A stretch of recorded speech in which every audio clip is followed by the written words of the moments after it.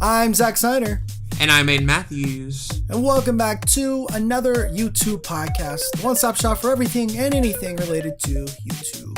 It's rewind time, baby. It's rewind time. Hell yeah, it's rewind time. How's everybody? The hot new catchphrase at the end of 2018 that Will Smith has graciously blessed us with. You know what I like about Will Smith the most?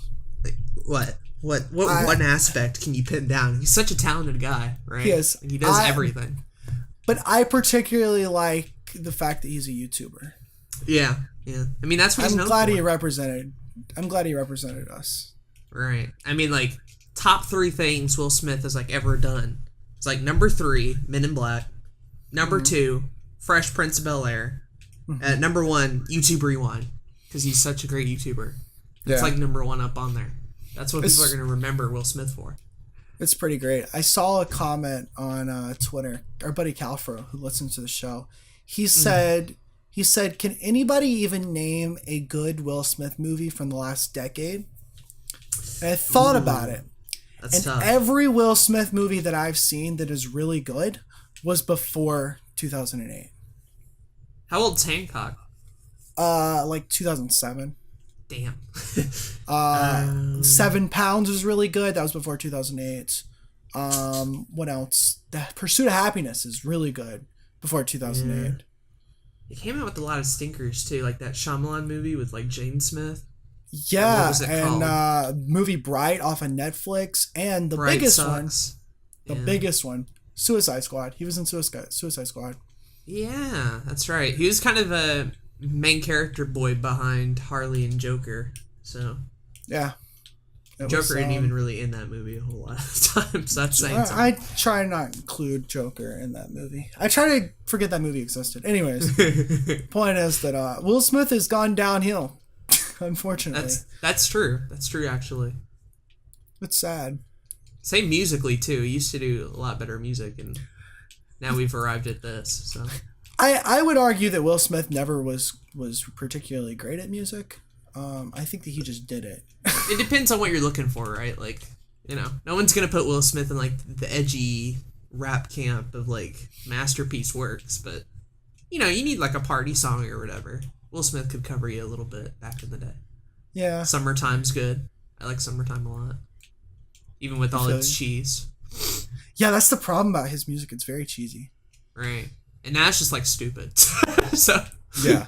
not much better. And we get to listen to Jaden Smith now too. Which is even better. We get like twice the Smith power. It's no sicko mode, Right.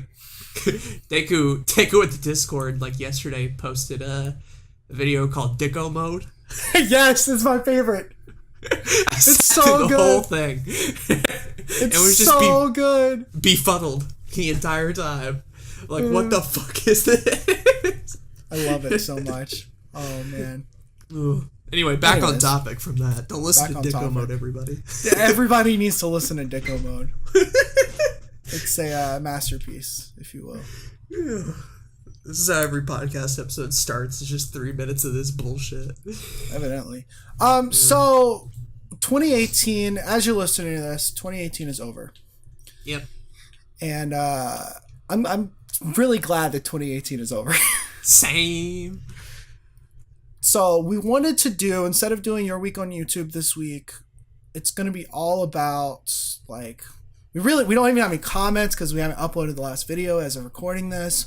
This is really just a 2018 year in review, what to do into 2019, what we're planning on doing in 2019 as far as being creators and everything. Mm-hmm. And if we mention some new stuff here and there from YouTube, that'll kind of be sprinkled into our main topic. But no, your week on YouTube, no comments or anything like that. Just nice and simple and to the point because we haven't uploaded the last episode yet. So yeah, be patient with us. That is my fault, and I'm sorry. Well, by the time this is up, it should be uploaded. So I guess you guys don't care. Yeah. For us, as of recording it, we don't have it yet. So I'm working on a video should be out by the upload of this video. And it's called Most Disappointing Things of 2018. And I'm starting the video with like one of my opening monologue is like, you know, if I put 2018 on a list of like my years living, like best to worst, like 2018 is like very bottom. It's close to the very bottom. Yeah, it's not quite there. I've had some shittier years, but 2018, oh boy. Right. In the modern Zack Snyder era, 2018 is the lowest of the low. It is. It is. Fair enough. Yeah, this year was not great. I've talked about it, 3 or 4 times at this point. In the update video, in the finale questions on the couch, I believe Patient asks it. I've talked about it on Twitter. I've talked about it on Discord. And I'm trying to come up with new and creative ways to say that it wasn't good. Yeah. While still putting like sort of a positive spin on it. But sometimes you got to take it at face value and be like, nope, it just sucked mainly. There were a couple of good things here and there. I recognize them. It wasn't a total wash, but for the most part, it's just not fun. I was doing some reflecting again for this video, and the video is going to be mainly about like Fallout 76 is garbage and like shit like that, right? Again. But yeah, just real briefly, you got to talk about how that's one of the biggest disappointments this year. But like, because I don't want to talk about all my life shit on a YouTube video completely, right? Like this is a podcast, it's a little different, right? But you know, my opening monologue is like this joke about me ranking it. But I ranked every single year in my life from 1996 to 2018. And 2018 is number 4 from the bottom. It's the 4th worst year in my life. So question, how did you do the years you weren't exactly conscious for? Well, okay, so I figured 1996, the year that I was born, it is, let's see, 1, 2, 3, 4, 5, 6, 7, 8, 9, 10, 11, 12. It's number 12 on the list. It's almost like right in the middle. Okay. Because everything above 1996 in my book is like something momentous happened this year, or it was just a really good year. So that makes it better than like the year that you were born, because the year that you're born is a pretty good starting slate. Like it's pretty good. So you used it as a baseline and then built the rest of the list on top of it, right? And I figured the next like 3 years, I didn't remember that much. Because, you know, you're a baby. Right. You don't fucking count. So I put all those, like, right underneath 1996. Because I figured it's, like... You can't top being born for, like... They're good, but, like... And then my next good year is, like, right above 1996. That's year 2000. I started preschool. I was potty trained. I was reading. Like, life was good. I mean, you're right. Yeah. I had a girlfriend in 2000. Like, how do you top that? Right. 2000 was great. And then 2001 is like close to the bottom because 9/11, but you know. Right. But did you actually care though? Like, did that actually impact your year? So I thought that like 2001 was better than 2018. Okay. Yeah. That's good. Because 9/11 sucked. And it did impact my life a little bit here. Like I was like 5 years old and I remember that happening. I remember seeing a lot of people sad. I remember the news broadcasts and all that kind of shit. And so like it definitely sucked, mainly for people around me. But I also remembered like I had a girlfriend around this time.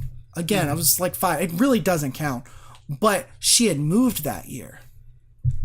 So it's like, okay, I guess that kind of sucked in my life. But other than that, 2001 was a fine year, and it makes it just one spot above 2018. Wow. Yeah. That's impressive. I like how well you kind of thought this through, rationalizing it in your head. I thought about this for about 30 minutes. I'm not gonna lie. You did pretty good for yourself, I feel. I would have done it maybe a bit differently. I don't know. Yeah, I haven't thought about like ranking the years of my life in like a top 10. I haven't either. That's why I did it. I think it's a funny joke. It's a very funny concept. I think I can use it for like a stand-up like material. You probably could. Like take your life and turn it into a Watch Mojo list, and then watch the results fly by. Exactly. I might actually do an entire video based on this concept. We'll see, because I think it's funny. But I say all this to basically say that 2018 for me personally was a very big year of shitty thing after shitty thing after shitty thing.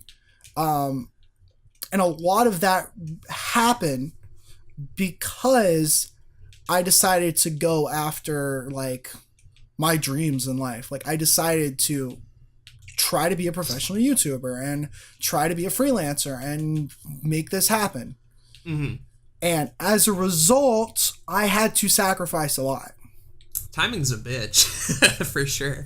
Yeah, well, and I think that it's not even just about time. I think that if you're gonna go after like shit that we're asking for, like this big old like I want to be successful on my own terms and do all that kind of stuff. I think if you're gonna go after that, like you kind of have to sacrifice a lot. Yeah, I think everybody has their own levels and limits to it for sure. Right. Some people are definitely willing to go farther, and other people don't want as much, right? And so for those people, you don't have to go as far. But for someone like you, in the state that you were in, when you decided to do it, the amount that you gave away in order to achieve that, and the fact that you're still here at the end of the year doing it, despite all the shitty things that happened, is like a great testament to being like, yep, still dedicated. I'm still alive. I haven't killed myself yet. You know? Like that takes a strong will. I don't think a lot of people would have held up through that, or would at the very least have tried to find an easier way out when things got really shitty like that. Right. Not that many people are willing to sacrifice that for their dreams, even if you don't get like a reward out of it at the end of the tunnel. I mean, right. Like for all I know, I could fail. Your scenario, the light at the end of the tunnel is just going to be like, it's over now. I can move on. Right? There's not going to be like a pot of gold or like, you know, Gary Vee comes up to you and he's like, hey man, I heard your story and now you can work here in New York or whatever. No, it's just going to be like, well, went through that. I'm still kicking and now I'm stronger than I was before. Yeah. For sure. That's fascinating. I think... And there were like other personal shitty stuff that happened this year, and I don't think that affects. It definitely affected how this year was, but I think the biggest thing is that 2018 for me was very much I don't want to say growing, because I think 2019 is going to be a growing year. I think 2017 was almost like a new foundation for what's to come. Right. And in order to like have what I think 2019 is going to be a lot better. In order to have that, I definitely had to, like I said, sacrifice some things and figure out new things. And so it sucked, but I think it was necessary. It's definitely not an enviable position to be in. But I mean, like, you know, shit happens like that and you have to deal with the cards you're dealt, essentially. So yeah. Even though they're not great. My 2018 was just filled with so much stuff. From moving all the time to not having decent access to internet, for relying mainly on Let's Plays as the sole form of uploading to Blue Couch Productions for like the first couple of months of 2018, to Taco Bell, to quitting Taco Bell, to wrecking the truck,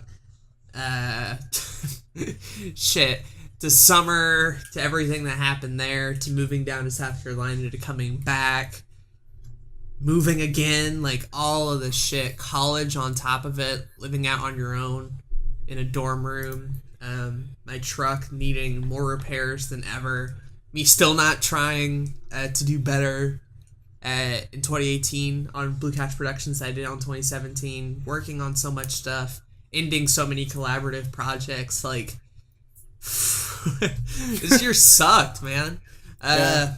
It's just a lot of emotional and physical just beat down day after day after day after day. If one thing was done, it was a new like shitstorm to conquer and to live through. Basically, there weren't a whole lot of moments of like reprieve. There weren't a whole lot of moments of like genuine happiness for me until like the end of the year, basically until now. Right. Fall was pretty good. December was pretty good, but I had to sit through a pretty awful spring, a pretty awful summer, a lot of moving, and just chaos. all the while, Blue Couch Productions is actively suffering because of that chaos, because of the factors that I can't control at all. Right. Because that happens. And that hurts because, like, that's your baby. That's what you work on every day. And when you had such a good year like 2017, when you had such a good, like, foundation built, when you did all these things and got this many subs, you know, like, there were some gains in 2018 on Blue Couch Productions for sure, but they're so minute and they're so small compared to 2017. It's hard not to feel like you let the channel down, even though it's not a person, even though it's not like a family member or a friend. You put so much into it, you feel like you kind of let it down in a sense. So dealing with that has not been fun whatsoever. The good news is, and this is why I mention all of it, they're all behind me now, right? I'm not fighting those battles anymore. I'm not dealing with part 2 to any of that shit. We resolved it. We fixed it. And like I said, toward the end of the year, it finally started to get good and everything. And going into 2019 and comparing it to where I was at the beginning of 2018 is like two different people, right? When January 1st, 2019 rolls around, they're not even going to be the same person anymore that it was like January 1st, 2018. It's absurd. Which is not a bad thing, right? Like, I think that's such a great thing about the more we grow up. Like, we definitely do turn into different people. And it's insane, really. It's really crazy that does happen. But I don't see it as a bad thing. I do see, like, growing is very important. And I'm glad that we do that, because I don't like being stagnant, you know? Sure. I will say this, it wasn't a boring year. Huh? Things definitely did happen. And I think you said something very important. You said, like, through things that you couldn't control, right? Right. And it's amazing. If it's one thing I learned about 2018 is that there's a lot of things you can control that you didn't think you could control, but there's a lot of things that you also can't control that you didn't think that you thought you could control. If that makes sense. Like knowing your limits. Basically. Yeah. Right. And I think that's what was such a big part about my 2018 was I made so many decisions because I learned I can control this. I dropped out of college this year, for those that don't know. And I did that because I realized that I could still finish up my senior year in college, and I did theoretically finish my senior year of college. Mm-hmm. But I realized that I could still finish it. I could still spend time with friends. I could still be a part of organizations that I cared about. I could still do the things in college that I cared about. And if I made it out of that year without a degree, it didn't matter to me. Mm-hmm. And I thought that was something super interesting that I had never really thought about until the end of year of 2017 and until I made that decision. Because that's fascinating. Yeah, it was really weird. And I also realized, like, there's a lot of things you can't control, and it's helped my stress levels. Because it's like, you know how people get mad that they're in line and they have to wait. Right. Like, that's something you can't control. You can't control other people's actions. You can't control traffic or the weather. Like, these are things you should just never be pissed off about because you literally can't control them.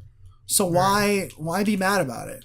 Like, we as humans hate above probably all else is like inconvenience. Right. Right. And inconvenience is born out of something you usually can't control 9 times. Exactly. So it's a tricky scenario to be in where, like, you're kind of wired to hate shit like that, even though, like, you know, functionally you would probably operate a lot better if you ignored a lot of that shit. Like, it's more efficient that way. And one of the things that I realized in my life that I can't control is I have chronic headaches. I have a headache every day of my life. I get migraines about once a week at least. I'm always tired, and these are all like mental or like medical issues that I don't understand. I haven't had a doctor tell me exactly what's going on with it, and I haven't found any like resolve to it yet. Mm-hmm. And so, unfortunately, like, this sucks. And I still get mad about it. But one of the things that I realize is that while I can't control how my head feels all the time or how tired I am, I can't control what I do instead. And so one of the things I realized about college was that it was very difficult for me to make videos, go to classes, be a part of everything that I was a part of, do all these things at once, and like not fail at any of it. Right. I think part of the reason that I don't do a whole lot of stuff outside of the one thing typically, it's just because like I don't give it my all when I'm put in a scenario where I'm actively doing like 3 or 4 things at the same time.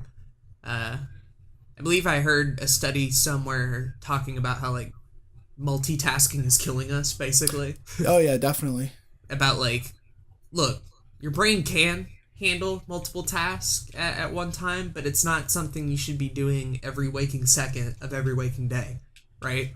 Because what ends up happening is you're going to overload it, and you're going to have that breakdown point where you won't be able to do anything at all. None of your commitments are going to be finished. Yet I see all the time people either out of necessity or because they choose to put themselves in scenarios where they have to do like 30 different things and, you know, wonder why none of them are going well. It's just because, like, you're divvying up yourself, basically. You're putting 30% of yourself into college. You're putting, like, 40% of yourself into YouTube videos, 20% into friend obligations, and expecting you to operate at 100% all the time during all those activities is, like, absurd, basically. Absolutely. And more than ever in 2018, one of the biggest wake-up calls I've had personally is just starting to care a lot more about my health and how my body is going to be in 20 years, right? I'm starting to pick up on all the bad habits that I had. Like, beginning of 2018, I said, I'm going to stop drinking soda, and I did, and that was great. And, like, I feel healthier and better now. But now it's just kind of gotten me onto like a health kick where like, all right, what else can I fix? Like my sleep schedule's ass. I don't brush my teeth as often as I would like to, right? Like, are my teeth going to be around in 10 years or so? I'm not very active. I have horrible back posture. Like, all this shit is starting to add up. Caring about my health in 2018 has just gone up tremendously, but that multitasking thing legitimately scares me a lot of the time. So I figured I'd bring it up here. Yeah, and I think like one of the biggest things that I changed at the beginning of the year, and it was at the end of 2017, beginning of 2018, was like I was doing multitasking on a macro scale. So like I was involved with so many things, and what that ended up doing was just stretching me too thin to the point where I probably had a nervous breakdown. I don't know if that's what it was, but I feel like I probably did. Right. Because I got to the point where I had to evaluate everything and be like, look, like I can't do everything. And if I want to do as much as I want to do in my life in the future, I got to focus on fewer things now so that I can get there and do more. Because otherwise you're selling yourself short. Exactly. Like, I mean, I was 2017, I was failing classes and I'd never failed a class in my life. And that was crazy to me. And it was because I was doing too much. And so when I went into 2018 and I was looking at college and I was looking at everything I was doing in college and everything I was doing with YouTube and all the opportunities that I knew I could eventually have in the future if I just kind of focused on one thing, I was like, if I focus on college, I'm going to come out of here with a music degree that I can't do jack shit with. And that scared me more than anything because it was like, what am I going to do with that degree? Right. There was no job. I would have to go to do more school in order to get a job with it. I didn't have any plans on where I would live afterwards. I didn't have any plans for a job. And so when I looked at like the YouTube stuff and what I loved doing there, and then was talking to people, and I had already been doing some kind of freelance stuff in like the end of 2017, like I knew that there was more opportunities there for me than there was if I went ahead and graduated. Right. And so I But what I didn't want to do was, I didn't want to just like completely drop out of college, because I had friends and I had other things that I did in college that I really enjoyed, and I didn't want to like give those up quite yet. So I went ahead and finished the year off. I just didn't go to classes. and that was, it was nice to a certain extent, but it was also like, if I'm not going to college, what am I doing? Well, I'm making YouTube videos. That we know that for sure. But I'm also like finding freelance opportunities and networking and doing like all these other things that I should be doing to make sure that I have somewhere to go next. Like when I get out of school, I am able to like live with a roommate and pay bills and do all that kind of stuff, right? Right. And so that was, I think the hardest part of all that was not necessarily dropping out in the manner that I did. I think the hardest part was disappointing people. Mm-hmm. Because I disappointed professors. I've probably disappointed part of my family to a certain extent, because I didn't graduate and they wanted me to. I've had to disappoint people close to me, and that's probably been the thing that sucks the most emotionally, because it's like I can deal with it, because in like 5-10 years they'll understand why I did what I did. Right, like in your head, you know you're doing the right thing. Right. But like living with that choice in the present now, when you It don't have any sucks. of that, is not fun. Yeah. It is not fun. It really does suck.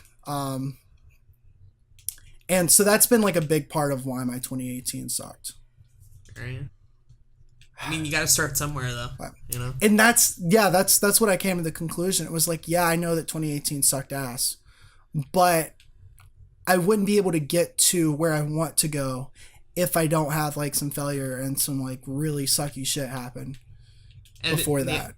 The other point to mention about the college thing is that like there was no better time for you to try to make that jump off point while you were in college, when you didn't have, other shit on top of that to do. Oh, 100%. There's a totally different scenario where you play out college, you finish it, and then try to jump into YouTube. Only now you're working like a full-time job somewhere, and trying to do it in the midst of that, is a lot harder. So, yes, there was definitely sacrifice there and definitely disappointment, but stopping those classes allowed you to have enough time to actually think about it in a safe environment to where you could transition easily into it without having to like work 3 jobs and like do family shit on top of it. Like, exactly. You didn't waste the time there, right? No, absolutely not. And that's like you took it and used it for something good. Utilized it instead of sitting in a music history class, where I was literally doing nothing of importance to me. Right. Like you said, I was able to work. I was able to do freelancing and stuff while I was I worked probably about 5 different on-campus jobs, like for like work study type things. And most of them did not require me to do something for them like that entire time.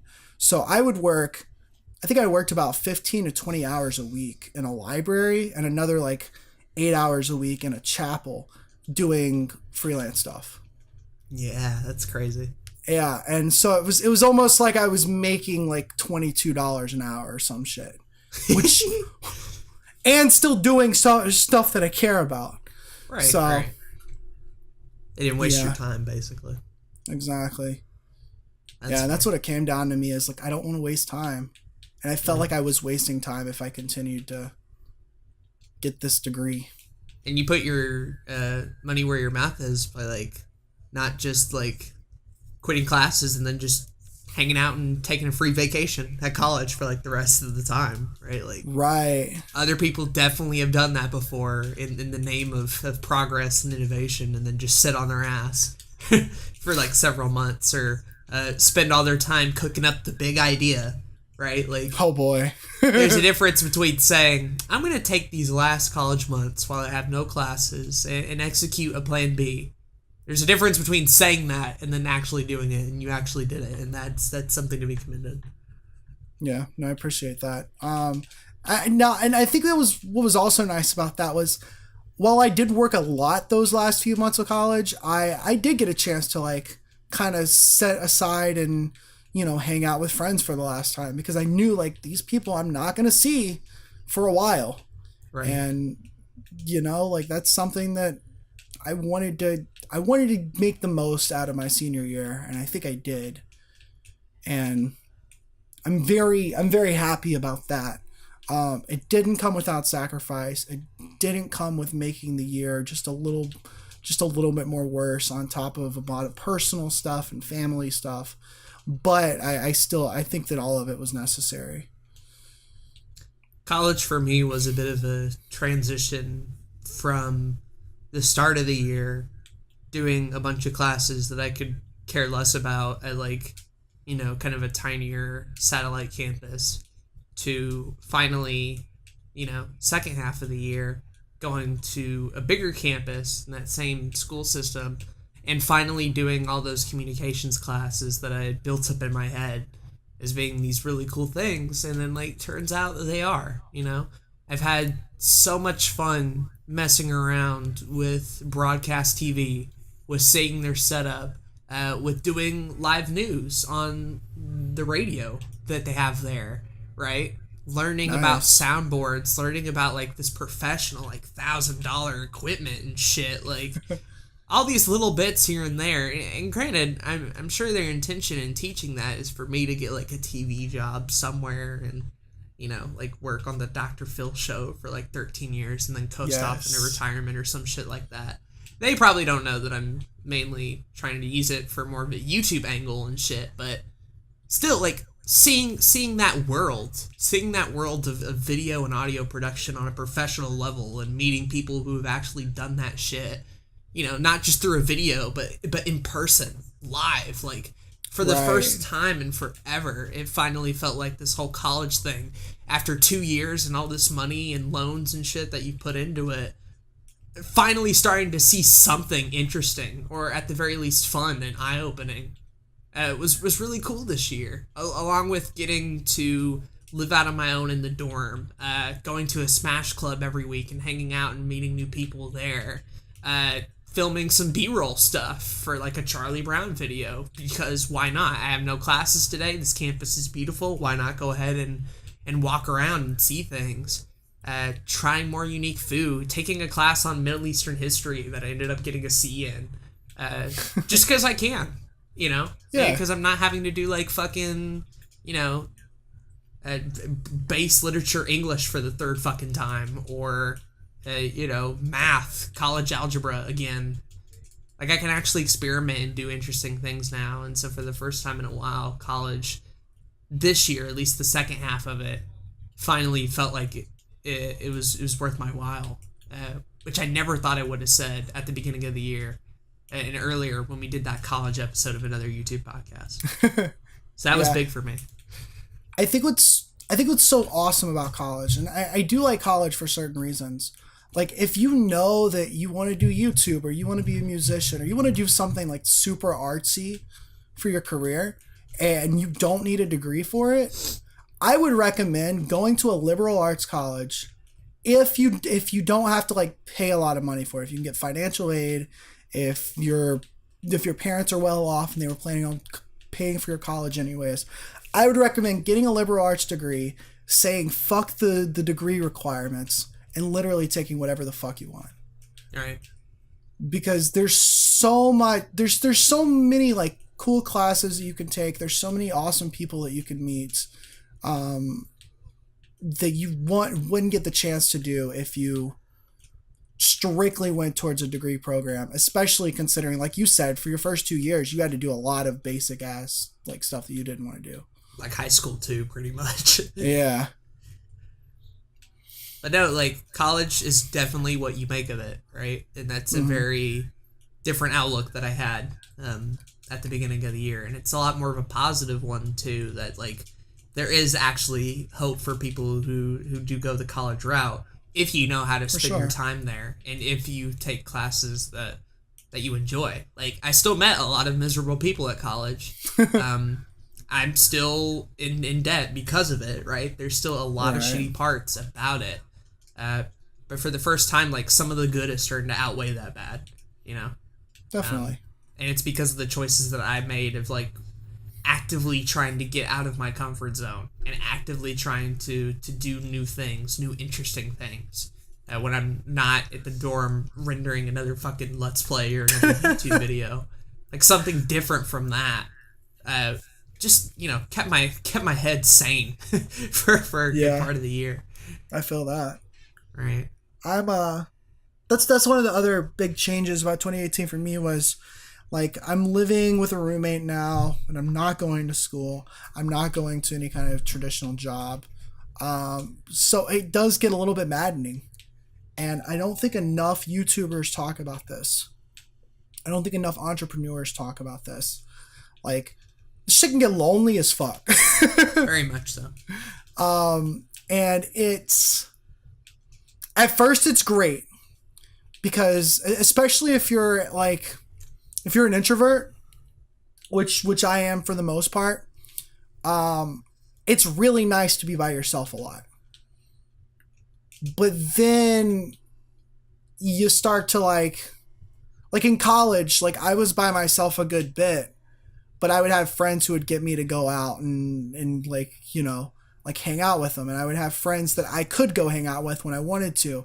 And like now being out of college, having a roommate that works third shift, not having a particularly strict sleeping schedule, like, and not having transportation, I'm literally just in a house by myself 95% of the time.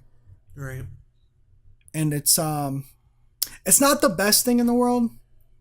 It can suck. Mm-hmm. It definitely can suck. Trying not to go stir crazy is definitely something you have to actively pursue. Right. Fortunately, I stay busy enough to where I just kind of get over it. I'm like, oh man, I really miss my friends. Some of my friends are states away from me and are in grad school, and my other friends are on Discord, so I can either be sad or I can just get more work done, and then I just get more work done. It all works out. It all works out here. But then sometimes it's not that easy. It's more like, fuck, dude. I wished I could do like literally anything else. And then I usually sleep at that point, but you know. Yeah, sleep's a good way to get your mind off stuff like that for sure. It is, especially when you don't do a lot of it. Yeah. That's probably why you have those thoughts a good bit of the time. Is tired you is typically a more depressed you. Yeah. Very rarely are you tired and happy a lot of the time. Yeah. Unless you're like high off your ass or something. I don't know. I mean... I don't know how drugs work, everybody. Have I made that abundantly clear? You turned 21 recently. I mean, you're not like smoke some crack and shot up some heroin? Because that's what I would do. I haven't drank anything at all. Nice. Like, ever. Not to say people haven't tried to get me to do stuff like that, but I'm like... Oh, I'm sure. Look, I'm not even drinking sodas this year. The last thing I need to do is replace it with... hard liquor. Right. That's a great thing to switch sodas with.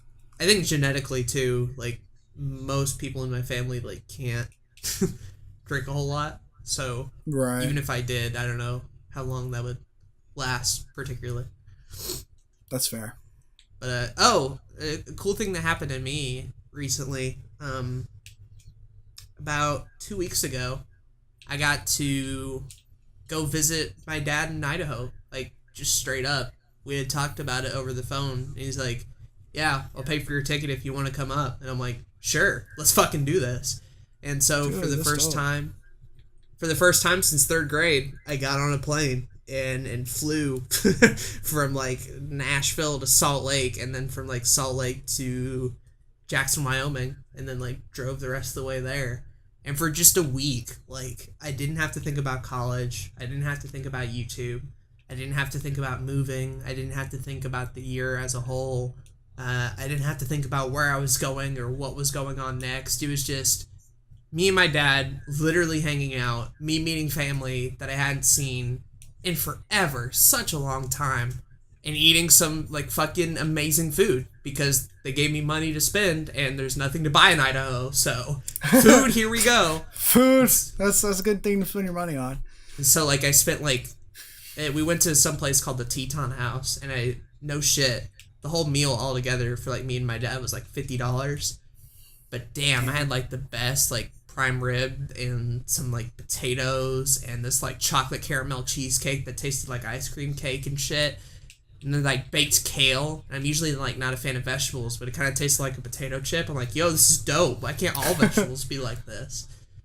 I just ate and ate and ate, and it was such a nice trip to finally like get my head on straight and relax at the end of the year and just sort of just have a nice and decent time with family like that. And even got to film a couple of projects up there that are gonna be out by the time this video's up. So nice.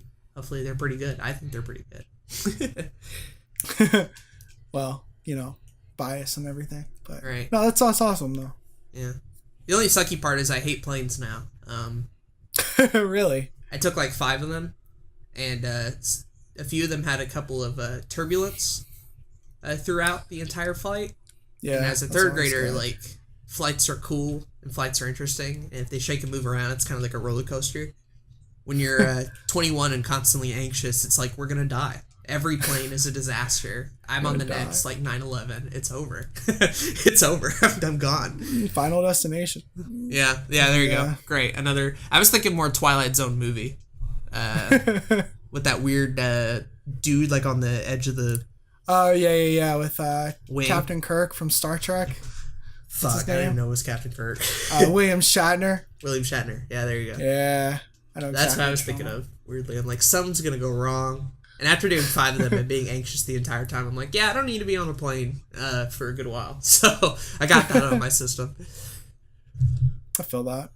I was on a plane for 14 hours to Japan, and that was not fun. Yeah. It was very long. I did not sleep on it. I watched a couple movies. I don't remember which ones, but it was not fun. Longest flight I had was like 3 hours, thankfully. So it wasn't that bad. Yeah, that's not too bad. Compared to your 14. 14 there, 14 back. Shit. I did not sleep the night before both of those trips. So I was up for like 30-some hours both times because I'm an idiot. Wow. Because I was excited to go to Japan, and I was making YouTube videos before I got there. So I was like, I just didn't sleep that night. And then... on the way back, I was excited to still be in Japan, and so I just like spent the night like doing shit, and then did not sleep on the plane either way because I just couldn't.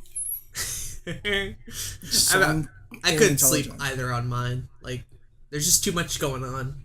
You know, yeah, it's not easy for me to fall asleep. Like, maybe if I'd been really tired, it would have been different.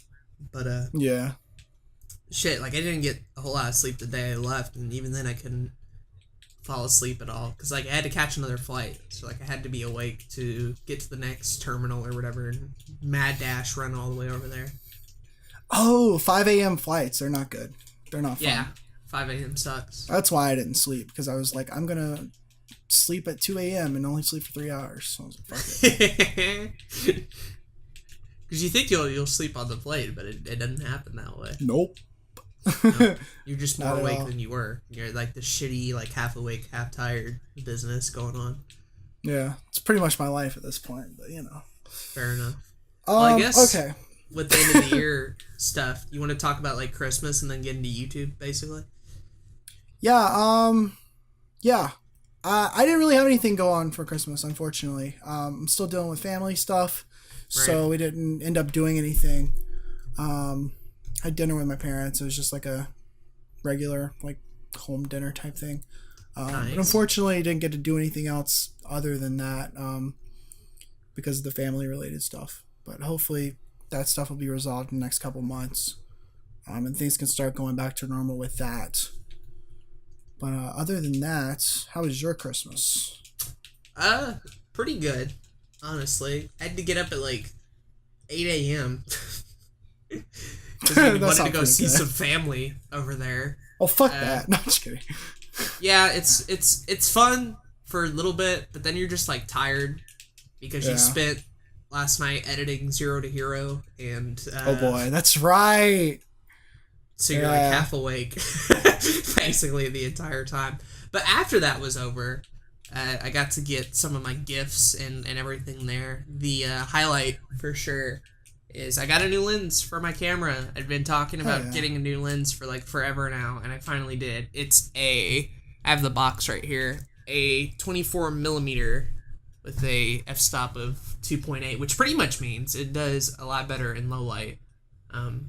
I can't like zoom in or anything like that. Like it stays at 24, but thankfully that's a pretty good length for a little setup here. I also got like a couple of things. I got like a way better tripod. I got like a little LED light that you can mount onto your camera today, but it's like way the fuck too bright. Like I usually don't get blinded by my own lighting setup, but like this tiny little LED light, like I couldn't even look at it for like more than a couple seconds. I'm like, all right, that has to go off. So gotta shut you off.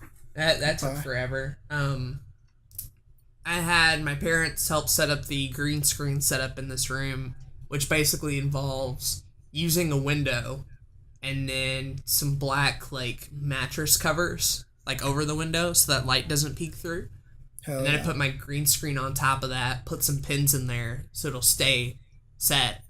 And it's great because like every day, like 9 a.m. when light would normally be coming through to wake me up, it's just black all the time. It's like an actual cave in here.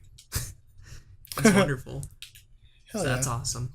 I think the only thing I'm waiting on at this point is I have a better microphone for the camera and some better lights because these cheapo ones are about dead here. So I need to replace them. But yeah, that's pretty much it. Oh, I got a little stupid Manfrotto like mini tripod for like my webcam and phone, so that if Those I are ever pretty want to good. do some portable stuff, I can do that now, which is cool.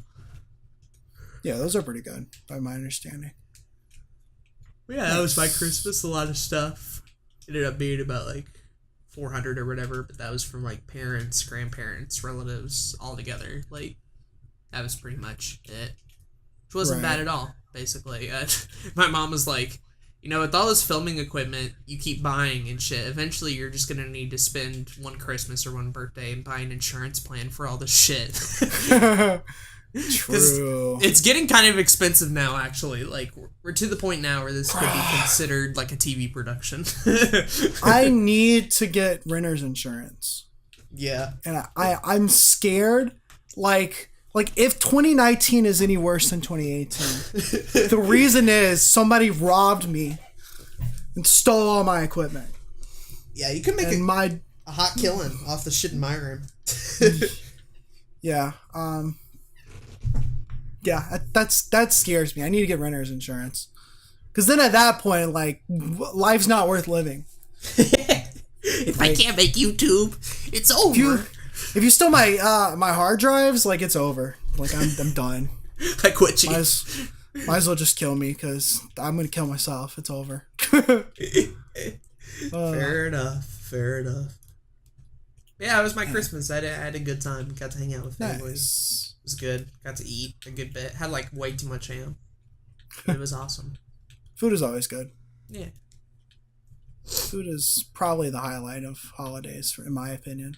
I've eaten better in December than I have all year from the Idaho trip and Christmas and all this other stuff. Like, I'm going to go into January back to my regular diet of like McDonald's and Cheez-Its, and it's not going to be as fun. Microwavable burritos. That is Every my day. existence. It's every day, bro. Cool. Well, that's 2018. But we should talk about the YouTube of 2018. It's rewind time. It's rewind time, everybody. You gotta bring it back. Because we've talked about like all the like circumstances that impacts us in 2018, because that impacts YouTube. Because if you're not having a regular, if your regular life is not going well, then chances are like YouTube's not going to go well, especially when you're like still in the very beginning stages, like both of us. Like we are, yeah. Yeah. So basically, like the first part was telling you the circumstances in which all this content was made, basically. And so now we're gonna like go over our YouTube channels and review and talk about all the side projects and shit, and kind of our highlights and all that sort of fun stuff. So we're gonna kind of kick it up a little bit more positive, because there was actually a lot of good stuff from both of us and people like Jay, Agreed. Parker, and Kyle on YouTube this year. Like, that was a noticeable improvement. Agreed. I think everybody in our circle, you know what's one like positive thing about everybody in our circle on YouTube? Mm-hmm. Like, nobody quit. Nope. That's crazy. Yeah. I don't know anybody that quit YouTube in 2018. I knew some people that quit in 2017, but not in 2018. That's really cool. Yeah. That's like a good circle of friends, too, by the way. Yeah, like, have for people sure. that are all actively dedicated to their own craft and still doing it. Yeah. That's I'm dope. glad. I'm proud of you guys. If anybody's listening, I'm proud of you guys. Yeah. Proud of you, listener. You did good in 2018. Hell yeah. Hopefully. Yeah, you listened to us, which means you did good. Which means Do you're that again epic. next year, you're good. Yeah. That'd be the real, rewind, is, figure out how much time you wasted listening to another YouTube podcast this year. How much time do we waste making this podcast? There you go. I wouldn't say that this was a waste of time. I think the Let's Plays that I made at the beginning of 2018 were a waste of time. Wow, transition. Look at this shit. Hell yeah. We're starting with Sabijan Games, the hottest channel of 2018. Are we going to talk about Sabijan Games? Because just to start, you don't probably have much to say, but so it's a starting point. 2018 was big for me on YouTube because I just made Zack Snyder Productions at the end of 2017 in August. Mm-hmm. I went into 2018 thinking I'm still going to do Let's Plays on this other channel that I've been doing for the last 7 years of my life. And then I think it was March, and I just was like, fuck this, I'm done. Almost a complete 180. I thought about keeping it and doing more stuff with it, but it just came down to it. I didn't want to. Right. I mean, Zack Snyder's Productions was doing so well, and you were putting a lot of work into it. And right. Sabijan Games was still dying at the time. Yeah. And I just, there was just more that I wanted to do, and I realized with Sabijan Games, I can't do what I want to do. So, question. Let's see if you remember this. Do you remember the last actual Let's Play part? I'm not talking live streams or podcasts. What was the last Let's Play part uploaded to Sabijan Games? Please tell me it's Binding of Isaac. It is not. No. Okay. I'm trying to think. 9 months ago. Take your head back. 9 months ago. I couldn't tell you. I honestly couldn't tell you. I remember I still had Ocarina of Time going, never finished it. Right. I still had, I think I just finished Dream Daddy. Yeah, you did. The finale was the second to last. Fuck that. I don't remember. So, Jay the Zoomster will enjoy this. The last official Sabijan Games Let's Play was Sonic Generations Episode 8, Peaches and Cream. Oh, that's right. That was a thing. Yeah, that was the very last episode. The one before that was the Dream Daddy finale. Then Bacon Man, Episode 3. Then Binding of Isaac. And then Ocarina. Pretty much. Damn. I had 5 series going on at one time. You did, yeah. That was crazy. That's what was a problem with Sabijan Games. And then from that point on, it was just live streams and a podcast. Yeah, that's right. E3. Right. Good old E3 stuff. Wow. Yeah, so I decided to use Sabijan Games as a live streaming platform for a little while, and then I realized I just want to go all in on Twitch as live streams, and so I stopped. I basically shut the channel down. It's just an archive thing now. I might go and post old live streams on it later, but I really don't plan on doing anything new on it. Sure. Fair enough. It's still sad to me. I'm not going to lie. I'm still somewhat sad about it every once in a while. I mean, you gave it a good run. For sure. I think so. Like 7 years, you were still actively supporting it with stuff, and until the live streams, and then ended it. Like, you know, made like a final no more Let's Plays video to send people to where they need to go. It's a beautiful thumbnail, you know. The beautiful thumbnail, agreed. And it's still up, right? Like, you didn't take it down or anything. You didn't delete shit. It's all still here if you want to. Yeah. You should, actually. Yeah, there's plenty that I should delete. Right. But the legacy's here. Years. If you want to go back and actively view it. Yeah. Oh, I forgot about the Crew 2 stream. Fuck that game. Oh, yeah. God damn. 2018, 2018 was full of disappointments. We'll talk about a good meme. The Crew 2. That was a pretty good meme, though. That was a wild one that we had for a while. Oh, for sure. Did you actually beat Doom, by the way? I did. I did beat Doom. Yeah, I finished it on Twitch. Yeah. I know I haven't been on Twitch in a while, unfortunately. Fair enough. But, yeah. Speech and Games, rest in peace. Rest in spaghetti. 2011 to 2018. At least you ended it out on a Sonic episode. That's epic. That's pretty epic. That cracks me up. I gotta tell Jay that later. It's pretty good. I'm sure he didn't even remember it. Oh yeah, there was a stream on here with you making the Lions Honor gaming avatars. That's right. Yeah. Kind of a bit of foreshadowing into the next Let's Play chapter. That is true. Yeah. So I guess we'll talk about that next. Let's head on over to Ye Old Lions Honor Gaming, the group Let's Play channel with its ups, its downs. You'll talk about another mistake. Top 10 mistakes of 2018. Lions Honor Gaming. Lions Honor Gaming. I think every day about how I don't want to do Let's Plays anymore, and I'm a part of a group Let's Play channel. I'm proud of this channel, alright? It's had a couple of missteps here and there. I was proud for a solid month. Several missteps. And then it just kind of went down. Now I'm like, okay, it's cool. We're doing this. Alright. Eventually we'll go somewhere with it. Yeah. Yeah. Eventually I'll get off my ass and make regular content for it. At the time of recording this, we have not discussed anything about like Lions Honor Gaming in 2019 at all. Nope. We're all kind of putting it should. Off. Yeah. But we will, but not today for sure. No.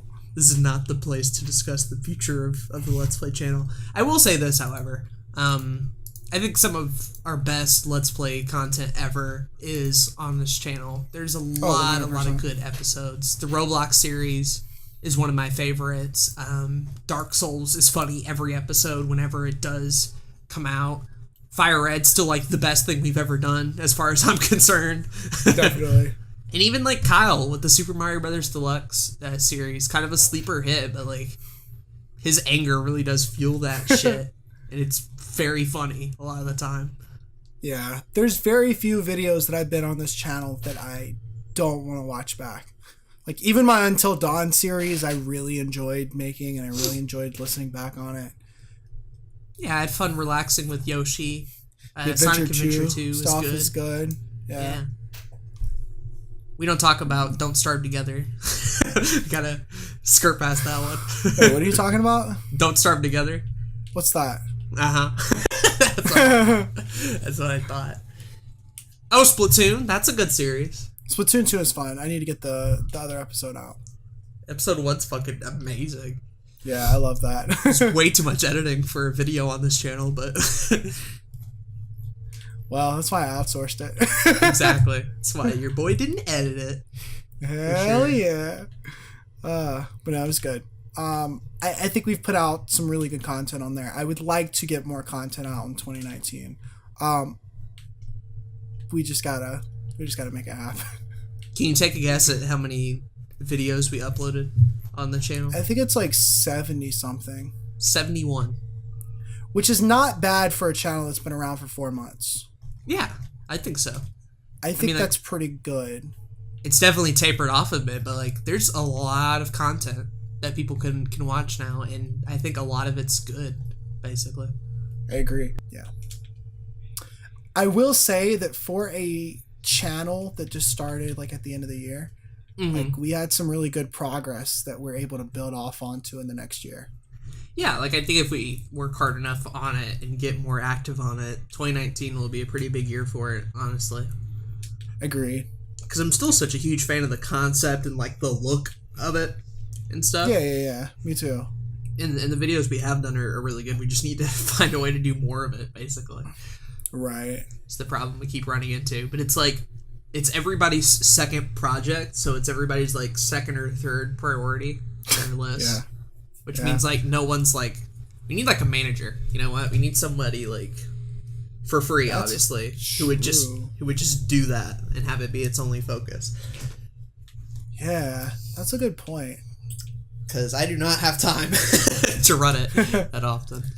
Yeah, me neither, right? And it's like I want to do more with it, but it's one of those things. It's like, Let's Plays in 2019. How lucrative is that? But it's fun, and I want to do it. And I think if we did it properly, like it could definitely go somewhere, right? Sure.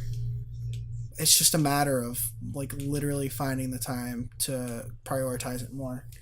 Yeah. And I do think having somebody like a third party that would be interested in just being a part of the channel, in the aspect of just getting our shit together, right? That could be helpful. Yeah. Right. Somebody just be on your ass to be like, hey, I didn't upload it today. Yada yada. And to be fair too, we've had Jay deal with internet issues. I've gotten home from college without my capture card. You're working on like your everyday nerd all the damn time. And I don't know what Parker's excuse is, but I'm sure he has a good one. So we've all been kind of busy. Sure. Here. Yeah. It's been a rough end of the year too. So if we really started it in like a time that wasn't probably the best place to start it. Sure. Because you had just started college and all the life stuff started happening recently. And Jay had all his life stuff start happening. Right after. Yeah.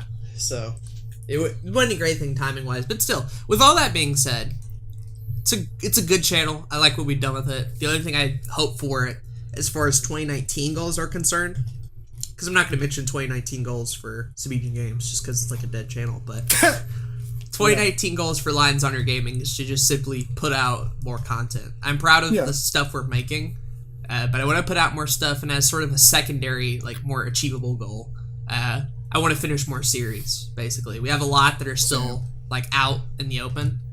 I want to finish a lot more series, basically. I think if Lions Honor Gaming does nothing but increase the video, like if we ended if we ended 2019 with the same amount of subscribers, the same amount of like views that each video have right now, and the same people in it, like if we ended everything the exact same, the only difference being that the video upload count was much higher, I would be happy. I would be too. Yeah. I don't need anything else to happen. I just need to be able to do more videos. Right. It's still a growing year. And thankfully, I've done a lot scheduling-wise to make sure that this is like one of two, co-op stuff that I work on in 2019 as far as major projects. The other one is this podcast. So that's where we're at, basically. And I'll save the podcast channel for later, I guess, just because that's what we're doing. But what do you want to hop into next? Oh boy, as far as stuff we did in 2018. Well, if we don't want to talk about this podcast yet, and there were some other podcasts that I did and that we did that we can talk about. We can talk about those if you want to do that before we talk about our solo channels. Yeah. Let's go ahead and do that, actually, because podcasting was kind of a pretty big theme of 2018. We didn't do it as much in 2017, I feel. But this was kind of like the year of the podcast, basically. Yeah. There's probably... I would be willing to bet if you were to take all the time and like all the Zach Snyder Productions videos and compare it to the time and all the podcast episodes you were a part of, the podcast would be longer, I feel. There's more podcast content of you out there in 2018, I think, than like Agreed. regular videos. 100% agree. Podcasts and live streams. Yeah. Same is true for me too. So I'm on that boat. But let's start first off with Lions Honor Nerdcast. We'll transition it from one Lions Honor to another. So, Lions Honor Nerdcast started in 2013.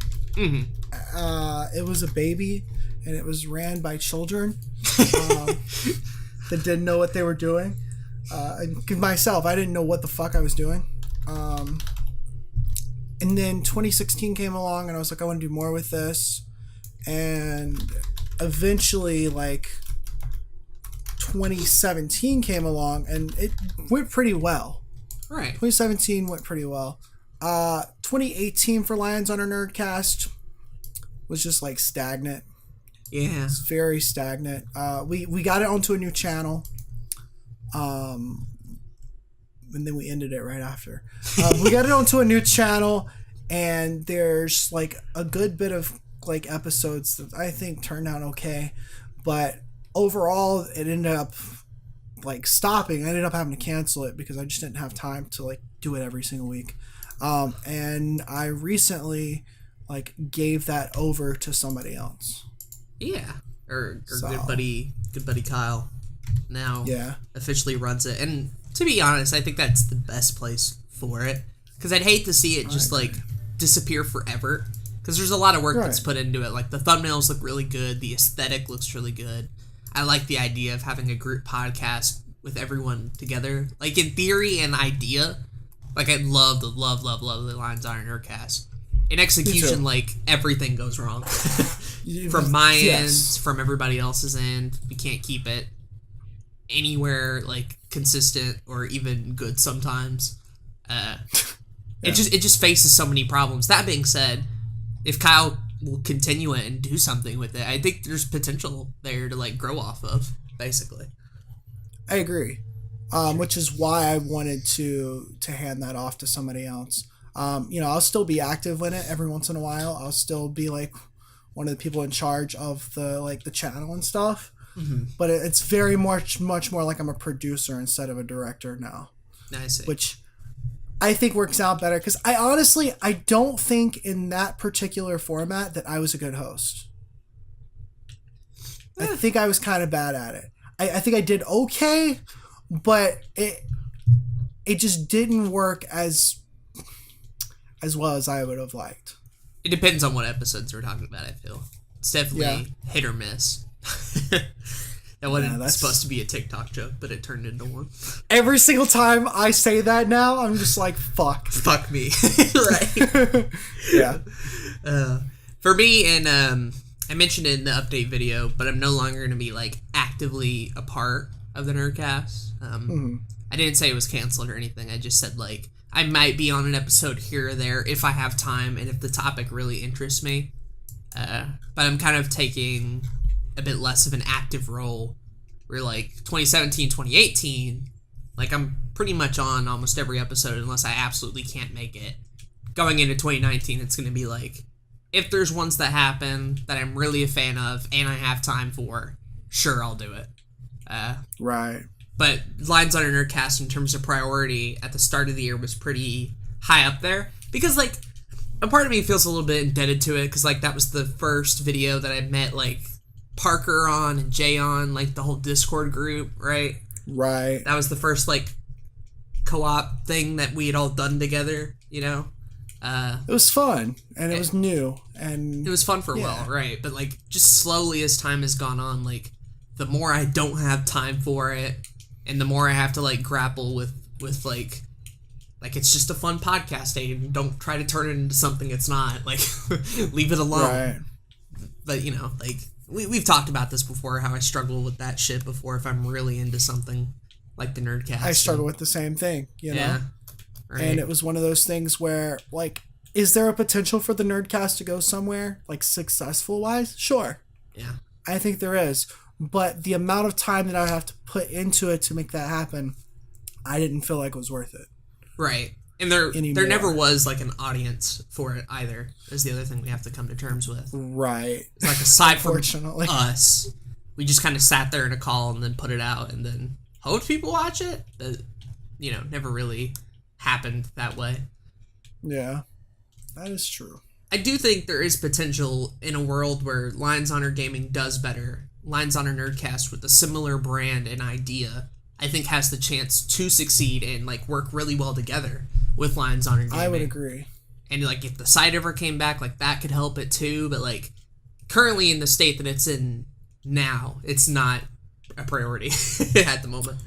Right. But there's potential there. Like, Lions Honor Gaming does well. This similarly branded podcast comes up.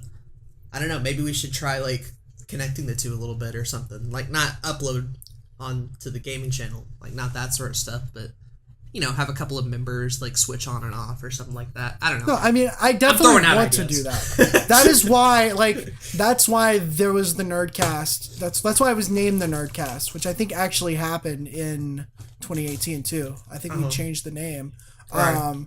That's why that happened. That's why there's Lions Honor Gaming.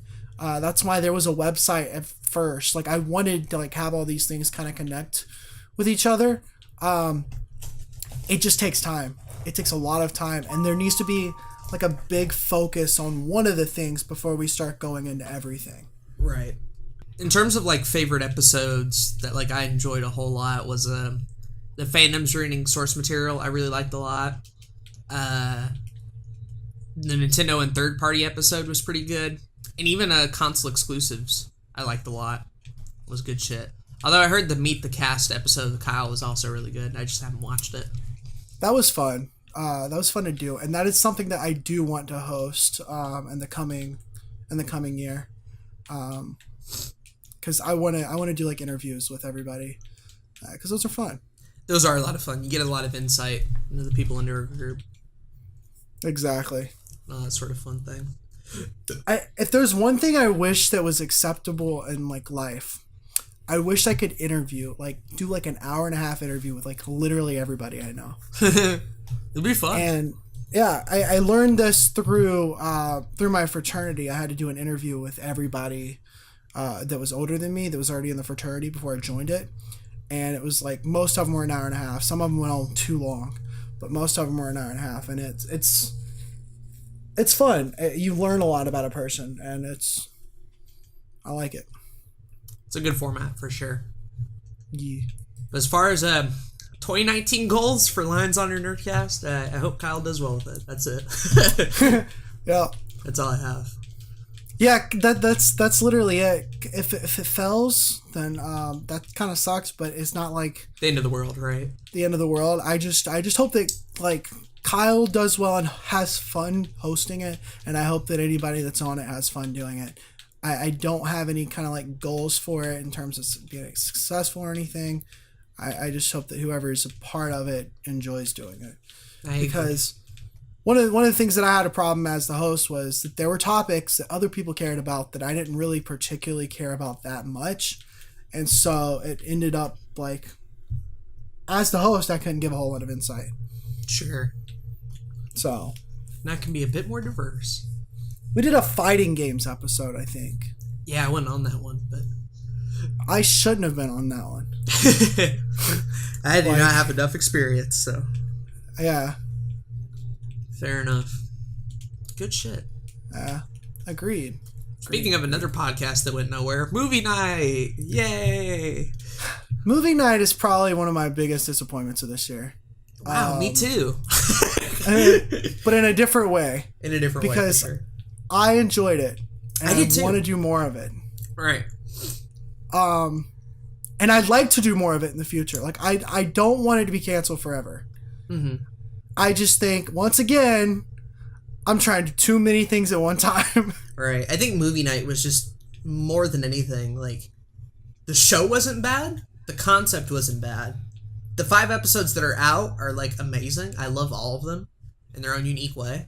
But, like, movie night just became a sacrifice because Jay was going through some shitty life stuff. I had college to do. You weren't going to have the time to do it. Getting everybody together to watch a movie took a lot of work. and then getting everybody together to record 2 hours to talk about 2 movies. And that was the thing too. We did 2 each episode. Meant that a lot of planning had to go in just to get 1 episode out. And with how shitty 2018 was, like, movie night had to bite the bullet, unfortunately. Yeah. And that sucks because as far as podcast stuff is concerned, this is some of my favorite thing. It's not like Lions Honor Nerdcast where, like, I don't like all the episodes and sometimes they can be a little bit weird or wacky or whatever. Movie night, like, I saw potential in, I saw success in, and I thought it would go somewhere, but damn, did we not have any time to do anything with it. Yeah. So it's one of those things like where you really learn like an idea doesn't mean anything. Right. If you can't execute it properly, right? Sure. But I want to do more with movie night in the future. I Right. really do. And I don't want it to be dead forever. I actually talked to Jay about it because he wants to do more of it in the future.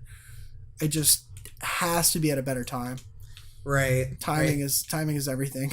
I think down the road it could be something, but I put movie night in the same camp as Lions Honor Nerdcast, where I'm no longer going to be like actively trying to pursue it unless, for whatever reason, me, Jay, and Zach all have time miraculously to not only watch a movie and film it.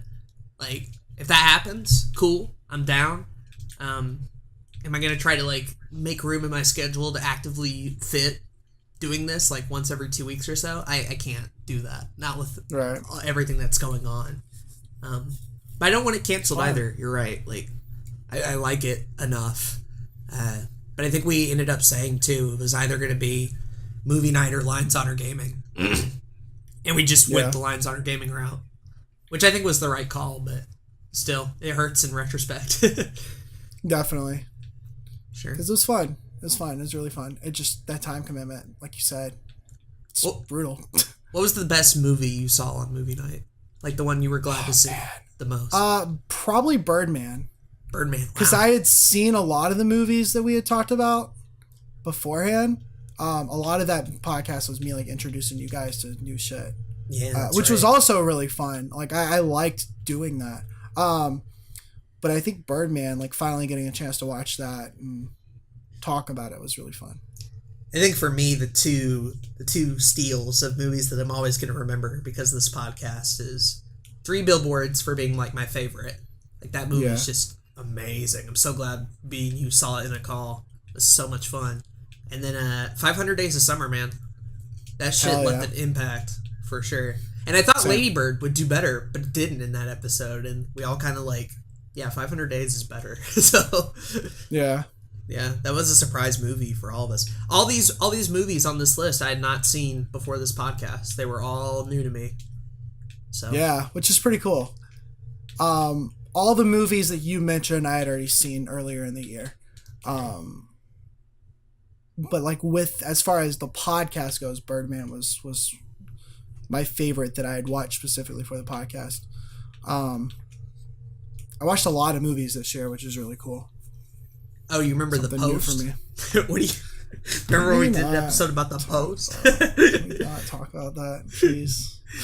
They actually brought it up in my mass media class and talked about what a good movie it was, and I'm like, fuck that. you. Did you say anything? No, I wish I did.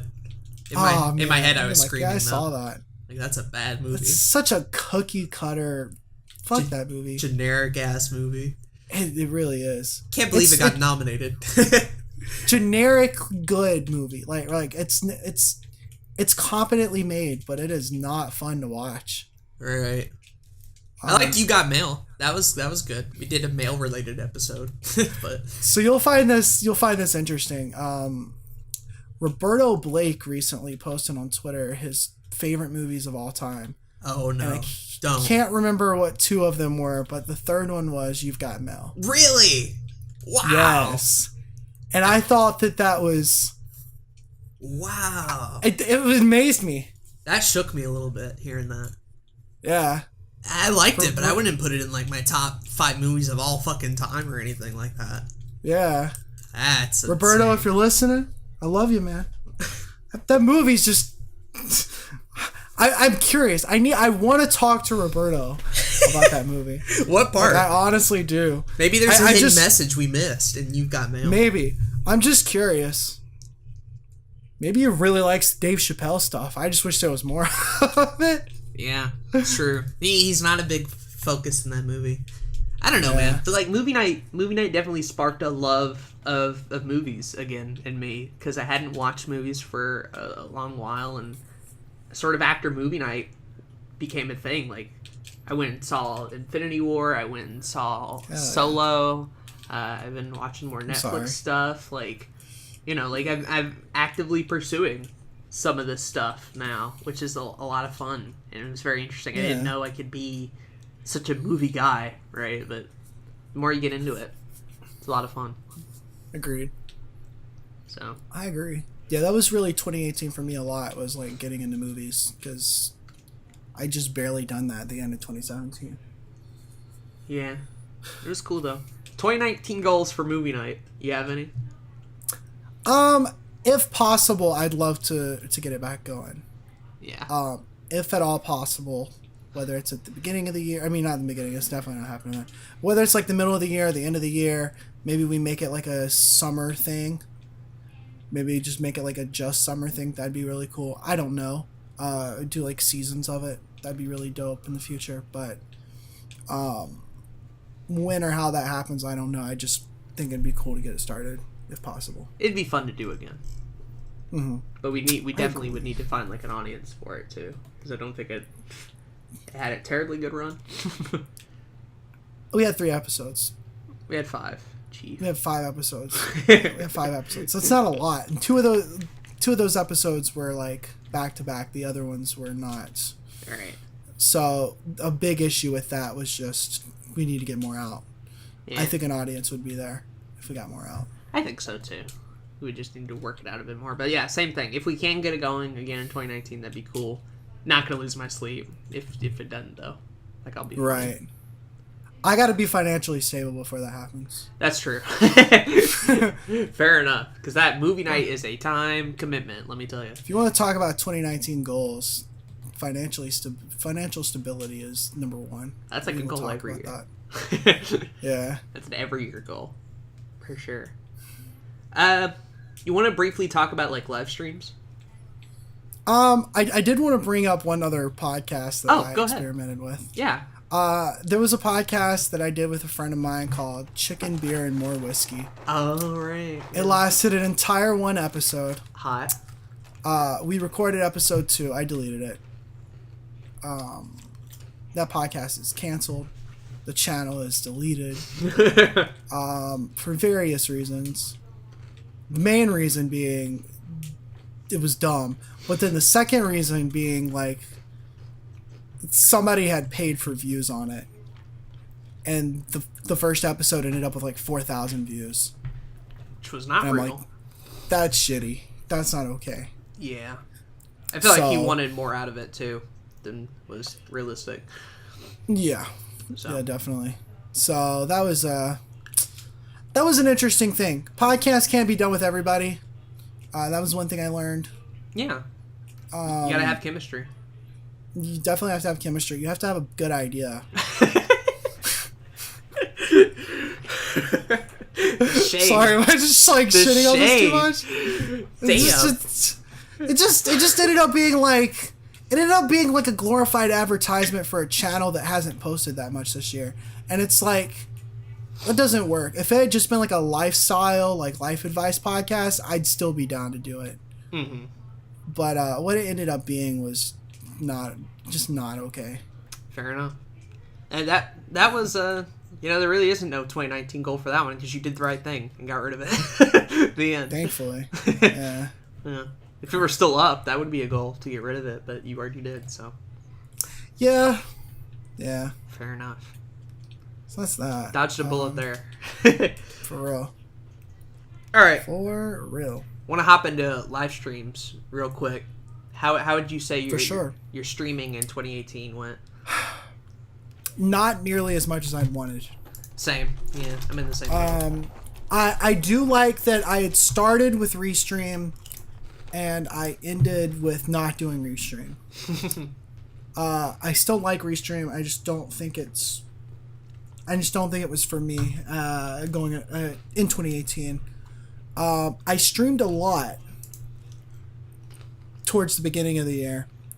But then life happened, moving, recently with family, like so many things just kind of happened to the point where I just haven't been able to live stream. And we'll talk about 2019 in a bit. But yeah, I wished I'd done more. Sure. Oh, and you moved to Twitch full time on. I did move to streaming. Twitch full time. Yeah. Yeah. Which I think was the right move. I just have to have a schedule and go with it. Were you still doing Mixer in 2018 at any point? Yes. That was right after the restream stuff ended. I stopped doing Mixer. Nah, yeah. I ended up getting rid of Mixer as well. It's an okay platform, just not something I want to actively pursue at the moment. But yeah. As far as my 2018 in streaming goes, definitely a lot less than 2017. I feel like a lot of my growth from Blue Cash Productions in 2017 came from the absurd amount of hours spent streaming. I spent so much time streaming. I don't even want to go back and look at how long. If I added up all the hours, I'm sure it would be absurd.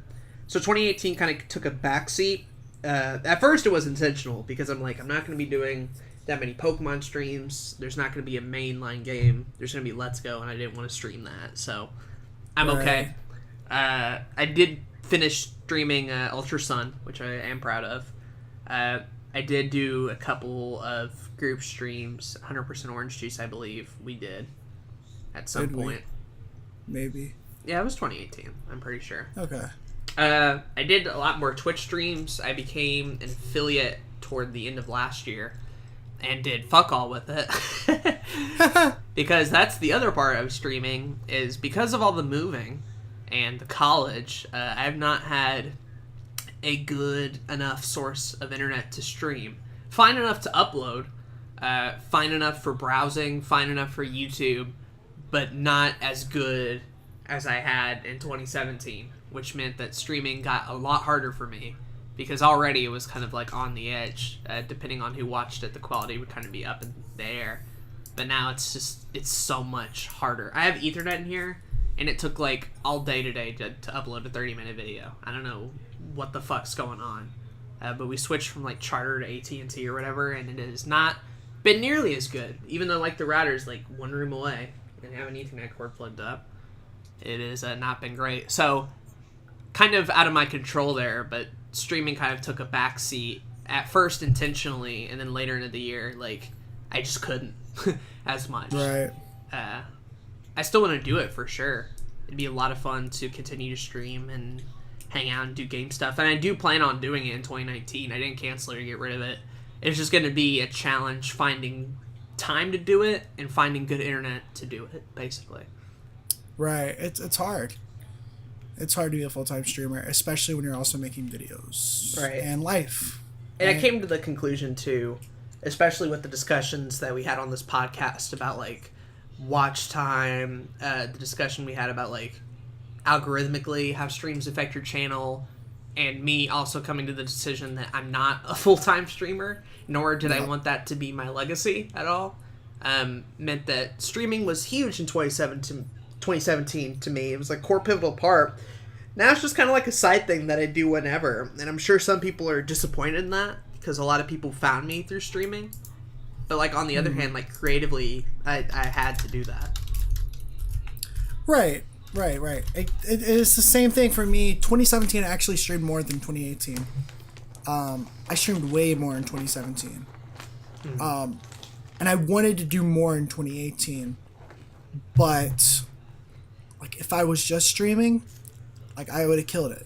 I'm sure I would too. Yeah, I'm sure you would too. And yet I'm not just streaming. And I think that I can continue to stream, and I definitely want to do more of it in 2019. I definitely want to have an actual plan. Even if it's like once a week for the first half of it, that'd be dope. But I think if I focus on YouTube videos and get those out going more, then I will be able to have an audience that I can move into streaming, so that I'm not starting 100% from zero again. Right. You can kind of segue into it, which I think is smart. And I'll know, too, if I ever do start streaming again, that audience will be there for sure. Like, they haven't left or anything. It's just... exactly. I don't have the time to do it as much. I don't have the internet to do it as much. It's still a lot of fun when I do. And I have a blast doing it. I love streaming. Yeah. It's just one not of a my thing favorite that things. I want to make money off of or do all the damn time. Yeah. No, I'd love to make money off of it. I just can't do it now. Sure. It's not going to work right now. Check out our episode on live streaming if you haven't heard it already. Yeah. It's a good one. It's a good. 2019 goals as far as streaming is concerned. You have any? I want to do it more than I have in the last 6 months. Mm-hmm. Because once I moved, my streaming schedule just died. It really did. I tried to like bring it back in like September, and it started going well for like 2 weeks, and then fuck, dude. Life happened, and right. You can really only do streaming when things are okay, or if it's your job, basically. Exactly. Right. No, that is very true, and it's unfortunate that that's the case, but it's very true. I think for me, I made the distinction in the channel update video that I'm going to try to split YouTube streams and Twitch streams, and that whichever way they go, they stay on their platform. If it's on YouTube, it's going to go unlisted and in a playlist, and if it's on Twitch, it'll stay on Twitch. They have 2 different names now, too. Blue Couch Streams, Blue Couch Live, all that sort of stuff. I'm okay with that, honestly, how it's set up and everything. My only main goal as far as 2019 is just to not abandon it, really. Like, I don't want to do more than 2018, because I feel like I did an okay amount. But I don't want to let it fall by the wayside either, because that's still a big part of my legacy, and I still like streaming a good bit. Really, my goal is just to not let it falter and to continue to do it when I have time and when I can. Right. That's how I feel about it, too. Right. Because, yeah, I wanted to be consistent, and I don't. So I do think I'm going to move to, like, a scheduled approach, but I don't think I'm going to be able to live stream again until, like, February or March. Sure. It's definitely a New Year thing for me. It's on my list of things to do, but yeah, it's a bit further down. I'm gonna have to, because like one of my core components of my main show on YouTube is, also playing games, and so I do want to be able to play those games in front of an audience because I like that aspect of playing games. It's almost like gaming includes giving commentary for me, right? In order for me to like fully enjoy it, which is crazy. You just sort of made it into a habit, though, is the thing. Exactly. And I don't think there's anything wrong with that. I just have to be able to get back into doing that. To give you an example, like, you were there, like, I wanted to beat Legend of Zelda for a video, but rather than any normal person who just would do it alone and hang out, I literally at like 9 a.m.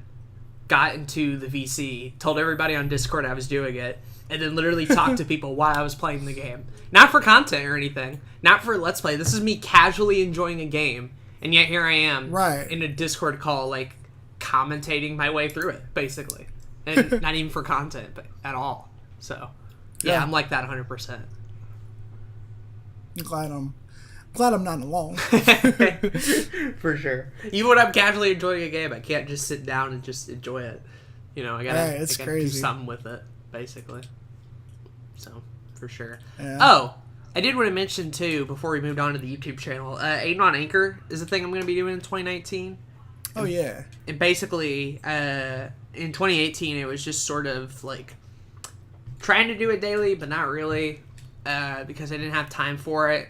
And the real reason that, like, I didn't do it as much is Anchor went through so much growth in 2018 to the point where, like, the Anchor that started my show is now a completely different platform for the better.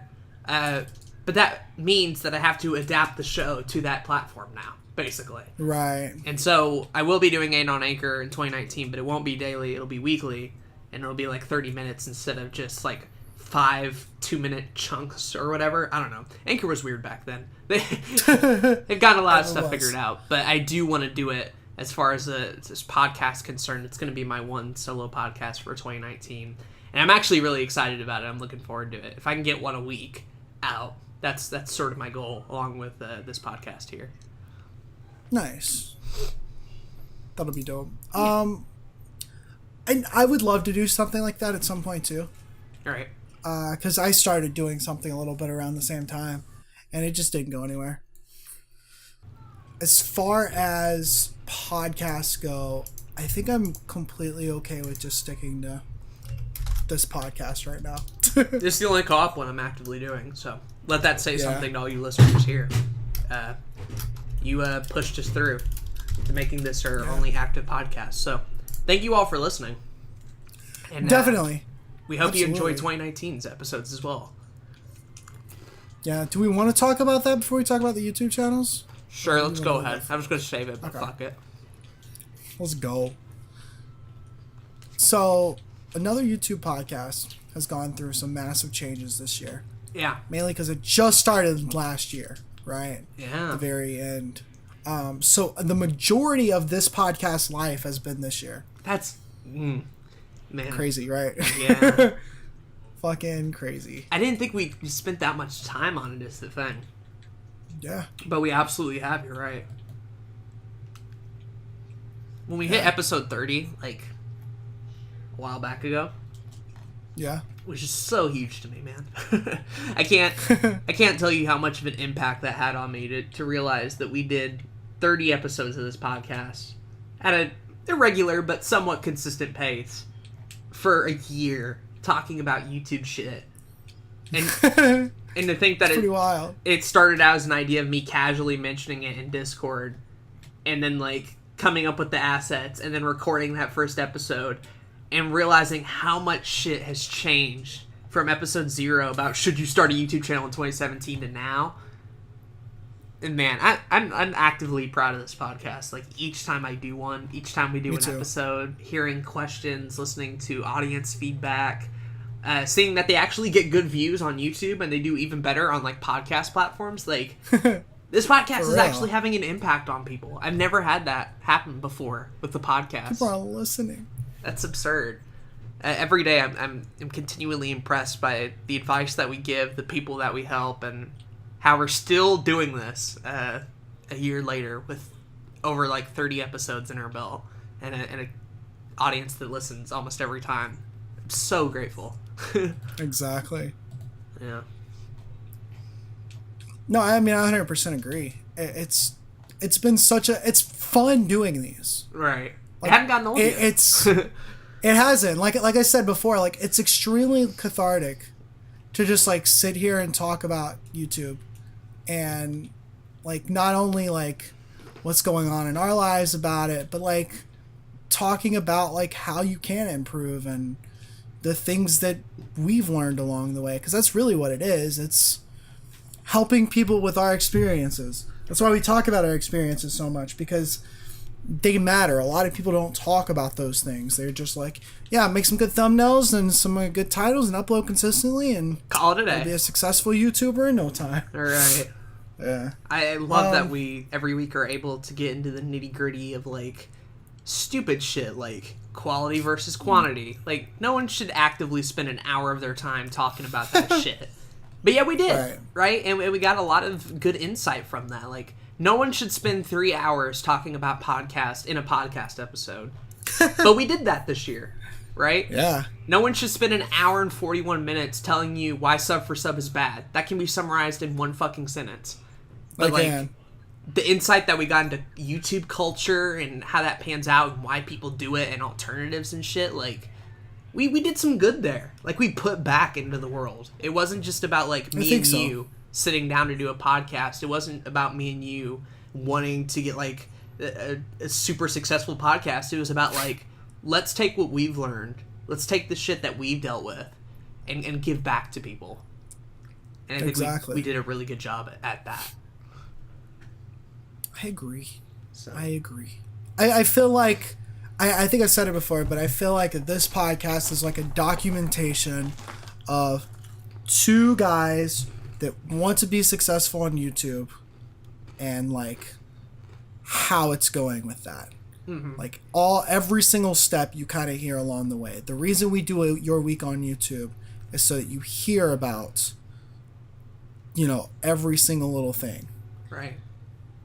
And I think that there's somebody out there eventually that's going to stumble across these podcasts and they're gonna be like, man, I really want to drop out of college and become a YouTuber. What is that a good idea or not? And they'll be able to hear my experiences literally from contemplating it to doing it, and how like Each maybe step it's of a the good process. idea. Right. Right. Like maybe it's a good idea, maybe it's not. It just depends on how hard I'm willing to work and how much I'm willing to like just hate life for a little bit. Right. How much are you willing to sacrifice to get there? Exactly. Exactly. And I say that in a joking manner and like a negative type thing, but I still think everything about this process has been positive, because there's no way you can move forward until you start doing those things. One of the things I love about this podcast the most is that it's not just about the advice, and it's not just about the topics. Like, there are people who are far more qualified that could probably tell you a lot more about YouTube equipment or Oh, absolutely. variety and niche. Like, Roberto made a killing off that and does a way better job. Cool for him.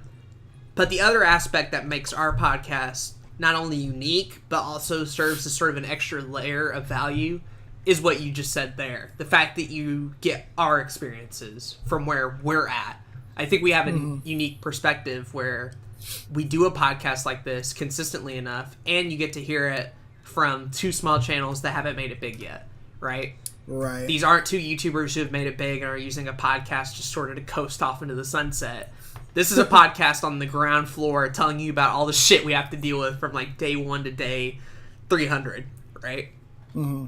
And it's so fun listening back to Exactly. older episodes and being like, man, I was there creatively.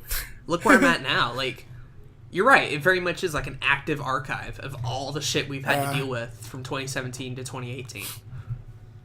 Well, and because we're not too far along in the journey where we're disconnected Right. from people like us, and we're not too early to where we can't make quality content. We're right there, like close to the beginning, but not too far to where we've done anything like big yet. And I think that that's valuable. I really do. I think that we've been able to. We'll stop sucking our own dicks in a minute. Yeah, I think we're we've getting been there. able to create an objectively, like in terms of objective quality, like we've created a podcast you can listen to that doesn't sound like shit, and you can listen to it on different platforms, and that's good. But the advice and the experience and all that kind of stuff, like you said, you can find it other places, but it's that experience put in with that advice, like, that I think is valuable. Exactly. It's by far my favorite podcast we've ever done. It's the one with the most value. It's the one that I'm the most excited about for 2019. And as far as goals are concerned, the only one I have for this one is just to try and do one a week. Just try to be consistent with it. We've done Me too. literally all the groundwork for it. We've even built a pretty good foundation. Now we just need to, keep going with it. And I feel a lot more motivated to do that, knowing how well it's done and knowing some of the episodes that it's produced in the back of my head. Same. So I think what's going to be crazy about this podcast in 2019 is that I think a lot is going to happen for us next year. I do too. And whether it's good or bad, I think it's going to probably be a mix of good and bad, just like this past year. But I think documenting that and talking about that is going to be very beneficial in keeping us grounded, and again, just making the podcast better. All right. This podcast definitely is a form of therapy to talk about all the shit we went through the past week or so. Absolutely. So at least on that aspect, even if the podcast was a failure, my mental health would be better with it existing, so I'm glad it does. Same. I can't tell you how grateful I am just to have Aden to talk to about everything YouTube related. I honestly think that helps my mental health. Yeah, 100%. If I have a problem, if I need to ask about something, if Zach finds a weird ass article that I've never heard of before talking about audience retention, and we go down a huge rabbit hole next year, that'll be fun, and I can't wait to do it again. Agreed. So Agreed. good podcast, love it to death, can't wait to do more. When we hit episode 50, I'm gonna die. I'm telling you now, When we hit 50, I'm gonna die, and then when we hit 100, I'll already be dead. So that's that'll where be crazy. I'm at emotionally. We should hit episode 50 in like the middle of the year. The middle of 2019 actually should happen sooner than that. Wow. But I don't feel like doing math right now, so me neither. Just do it in your head. Count. It'll be fun. Count that shit. Every Sunday, baby. Keep a lookout. Every Sunday. That's the plan. 52 episodes this year. Yep. It's gonna be hype. Gonna be litty titty. But that's this podcast. I don't have anything else except for that. I think it'd be cool if I'm like talking about pie in the sky and like here's what would be cool to happen at some point. I'd like to get some like legit sponsors. Mm-hmm.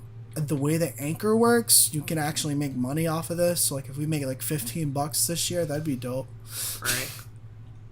But other than that, I don't have anything big to talk about in terms of this podcast. I just hope we go like bigger and crazier with the topics. I just hope we like get into some real obscure nitty gritty shit and spend way too much time on it. Because if there's one thing we need to help us through 2019 and not just make this another week, your week on YouTube trademark, it'll be just finding better topics. Right. That's always the struggle. It always is. It's for real. But now, ladies and gentlemen, it's all good. We've reached the main event. Unless there are any other side projects that we want to talk about that I have not mentioned. I hate to say it, but I'm not able to quite make my porn review channel yet. Damn. I've thought about it. My dignity is just it's Didn't you try doing a kids channel in 2018? What are you talking about, Abe? Okay. All right. That's still the pre-stages, I see. What are you talking about? No, I did try to make a kids channel. Here's the funniest thing about that. This channel that you're watching on YouTube right now used to be a kids channel. It still has a picture of Elmo on its little thing in YouTube Creator Studio. I was like, I'm gonna try to make a kids channel just for the hell of it. I like playing kids games because I think it's funny as hell, and I want to see if there's anything I can do with it on YouTube. I made one video and I realized, bro, I don't give a fuck. I don't give a singular fuck about this. And the problem was, like, I could make a channel that's strictly kids games and just like making a bunch of like making fun of it and like trash talking it and everything. The problem is that wouldn't work on YouTube because it would like get a lot of kids to watch. Right. And I don't want kids to watch me cursing. No swearing. Like I don't want that, you know. But I also don't want a family friendly like, hey boys and girls, today we're playing Elmo Grouchland. Like, fuck, that's so dumb. That might be the weirdest thing you did this year. I'll have to say. I can't. That was pretty weird. Is that the weirdest thing? Probably. Videos, maybe not, but in terms of like channel ideas and new projects, that's up there for sure. Yeah, that was a mistake. It was a really quick mistake, so it's fine. Sure, it didn't last forever, thankfully. I also I tried to incorporate live streams on that channel. I don't know if I told you about this. You did not. No. I tried to incorporate live streams on this channel by doing that whole live streaming a TV show on YouTube thing. I was like, I'm curious about this. I'm wondering if I can do anything with this. And I started live streaming Sonic X. And I got through half an episode, and I was actually actively watching it. I was like, I'm just going to chill in bed while this live streams. I haven't seen this show in forever. I'm curious about watching it. And halfway through the episode, the live stream got shut down. And it's the funniest shit to me. It just stopped working, and I was like, oh, what's going on? And then I look at my phone. I got like an email notification. It's like, your live stream has been shut down due to copyright material. And I was like, oh, okay, that makes sense. How do they do it? People will never know. Damn. I don't know how people get away with that shit. That's what you have to be pretty crafty. Confusing me. Oh yeah, for sure. You have to be pretty, But gosh diggity dang crafty. that was, yeah, So. that was an experiment gone wrong right there. Oh, I do have the. I did make the monthly Battle League channel in 2018. I have not put anything on it. That's right. Yeah. But I have all the assets and stuff done. I'm going to start re-uploading a lot of the Season 1 and Season 2 stuff. And then when Season 3 rolls around, that channel will officially kick off with new shit. But it's in the back burn right now. It's slow roasting. I'm not going to, like, make it, like, a huge thing or anything like that. But Monthly Battle League will at least have a place where I can do it every year without having to flood my main channel, which was the concern. Yeah. So I think that'll be a good idea. Enough stalling, though. Let's get into the main channel review. Year review. Year review. Blue Cunt Productions and Zach Schneider Productions. Zach Schneider. Oh, I forgot about that. You remember the Zach meme? Yeah. There's been... If 2018's been good about anything, it's been good about its memes. Its memes have been stellar. Absolutely. Yeah. Yeah, let's get into it. Main channel, boys. Hell yeah. Do you want to go first? Oh, man. I don't know if I can. There's so much. Do you want me to go to first? Yeah, you go first. I feel like I always go first. You go. Okay. I think I force you to go first a lot. Yeah. I think I like to be a gentleman, right? Right. And I'm like, yo, you can go first. Really, you're just thinking of shit to say while I talk. That's what I do. Yeah. Okay. So I will talk about first off what I thought was interesting. TubeBuddy has this thing called Year in Review, and I'll put the link in the description. You guys can use it for your own channels. And what it does is it shows you how you began in 2018 as far as subscribers, views, and uploads. It shows you your top 3 uploads of 2018, and then compares your years, the last year to this year. Mm-hmm. I think it's really cool. I love it. Yeah. If anything went right this year, which most of it didn't, if anything went right, Zack Snyder Productions went right. It very much which did. Is really nice. It was a really fun year in terms of YouTube content. I think I've done some of my favorite videos of all time this year. I'm super excited to what next year is going to hold. But I'll say I started 2018 with 103 subscribers, and I'm ending it with 562, which makes no fucking sense. That's a glow up right there, Chief. Yeah. It's like I was the ugly girl in middle school, and now I got like C cups and junior high.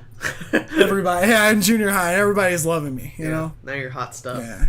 Hot stuff. Give us the rundown of numbers here. What we got? Okay. As far as views go, it started with 7,000 views, and now there are over 27,000.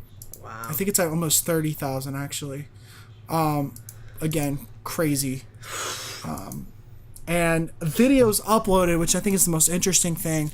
I started with 40 from 2017, and I uploaded 81 this year. 81. Now I will say that I don't think that's counting podcasts and live streams that I unlisted, so that's good. It's 81 videos that I uploaded here, which I will say that like part of me is happy with that and part of me is not. I wished I'd put out more content, but as crazy as this year has been, I'm proud of what I did put out. Yeah, it was worth it at the end. All that fucking work and stress and shit. Yeah. We end up with videos like top 5 Skyrims. I say that's a success. Right. That's the biggest thing. I put out 500 fucking videos on CBG games last year. That's absurd. It'd take you like 2 years to finish all that shit. You realize that? 500 fucking videos. And it's just like Let's Plays. Right. Most of that is Let's Plays. And they took no effort.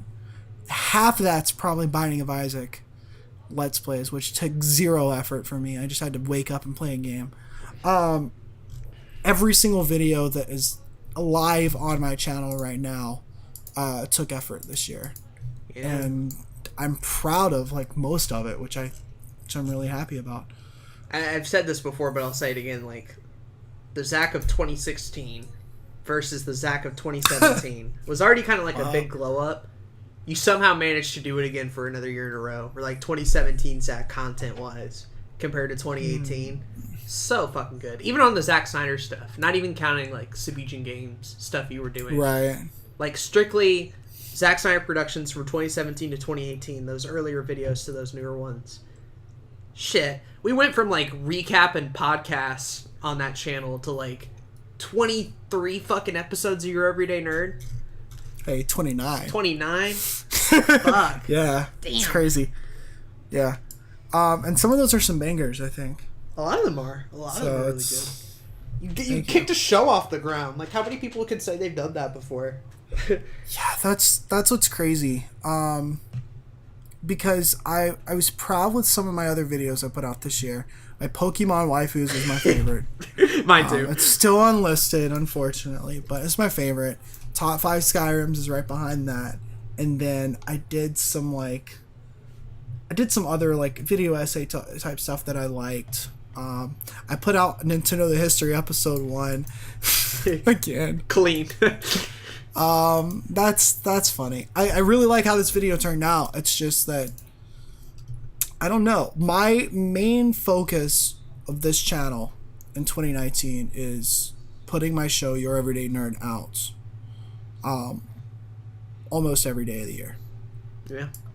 That is my main focus. I have no other goals. I'd like to bring Nintendo the History back at some point in my life. If it happens in 2019, cool, but that's not a priority. Sure. Everything else on the channel is not a priority. I'd like to do extra projects. I'd like to put out more bangers like Pokemon waifus and top 5 Skyrims, but my main priority is just keeping these episodes going. Can we expect the premiere of Suck Me Off Sunday? Is that Suck Me Off Sunday? Let me tell you about this. Every Sunday, I get a new dude in the YouTube community to come to my house. I'm hoping by the end of 2019 we get PewDiePie. hell yeah?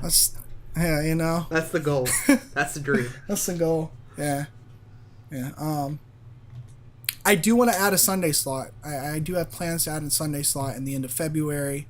Right now, the show is 6 days a week. I do want to add a 7th day so I can talk about some particular shows and stuff. So I'm doing a sci-fi Sunday. Ooh. That'll be interesting. It really is just an excuse so I can rewatch Doctor Who. But there's other sci-fi related things that I want to talk about eventually. Sounds cool.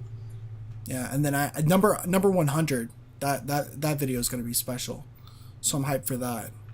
So, But hypothetically, if everything goes as planned, you realize that by the end of 2019, you'll be on Your Everyday Nerd episode like 390. should be 390 or 400. Hold on, let me look that up real quick because I had the schedule earlier. I've scheduled out most of the videos I plan on doing. You have them all fucking... Most of them, not all of them, most of them, yeah. You're telling me you Probably have about 365 upload ideas in your head? Something like that, yeah. Damn. I have about 95% of these videos like planned. What the fuck, dude? Yeah. Where's the? Yeah. What have you been doing with your time? I need to ask this. Hold on. Okay, 391. I should have 391 episodes of Your Everyday Nerd. How do you find time to figure that shit out? It's pretty easy. I know I want to cover the entirety Marvel Cinematic Universe. Oh, okay. So that's like 20 videos. Fair enough. 23 by the end of 2019 because of the other videos or the other movies coming out. So like a big part of the way that Your Everyday Nerd works is that I'm like, here's a movie I want to see. I could talk about that in a video, and then like making that entertaining is going to be in the script process. Right. You don't have that. I'm just talking like ideas. You know? Right. So I know exactly what kind of movies, games, anime, TV shows I want to cover. Is it mostly just like series? Like how much of it is like one episode, one take Jake type deal? A decent amount of them are. Okay. Like one-offs.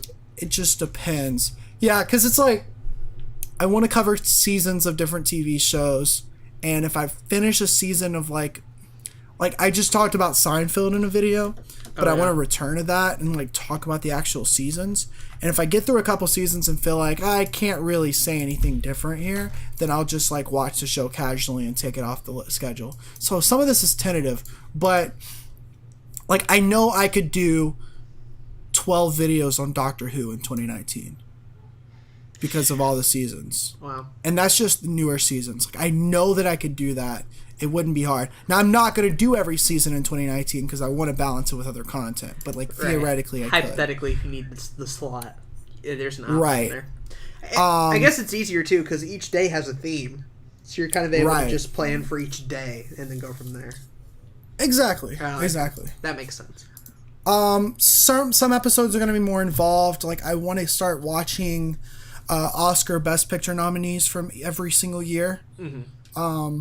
So I'm going to do like 4 of those videos in 2019. One of them is going to be the 2019 ones that'll be announced in February, but then the other 3 are going to be like 19, 27, 28, and 29. Well, that'd be fun. Yeah, that'll be very interesting. I'm curious how that's going to play out. And then other things are like, here's this Disney live action movie that's going to come out. I'm going to talk about that probably, so let me watch the animated movie and talk about it first. And then other ones are just like, here's a game I've been wanting to play, and I could talk about on this particular day in this topic, so I'll put that on the schedule. I see. Yeah. Good shit.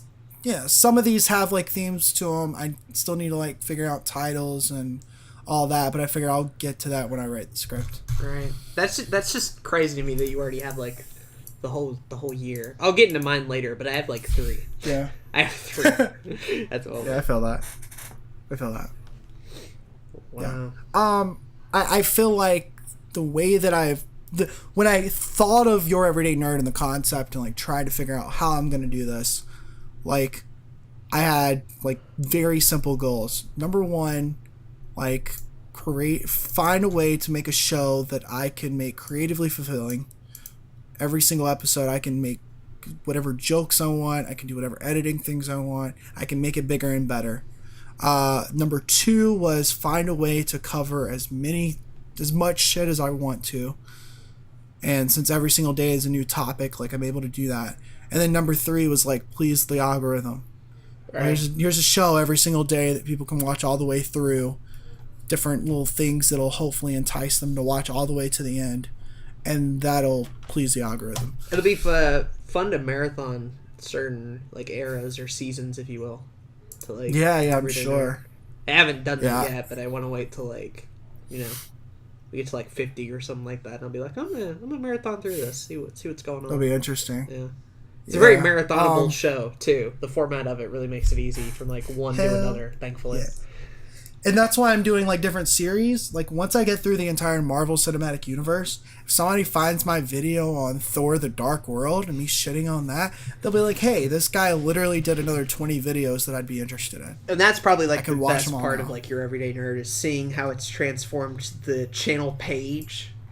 And with there being so many episodes now, how easy it is just to go from like one really highly produced one to another one. They're right next to each other. You can't fucking miss them.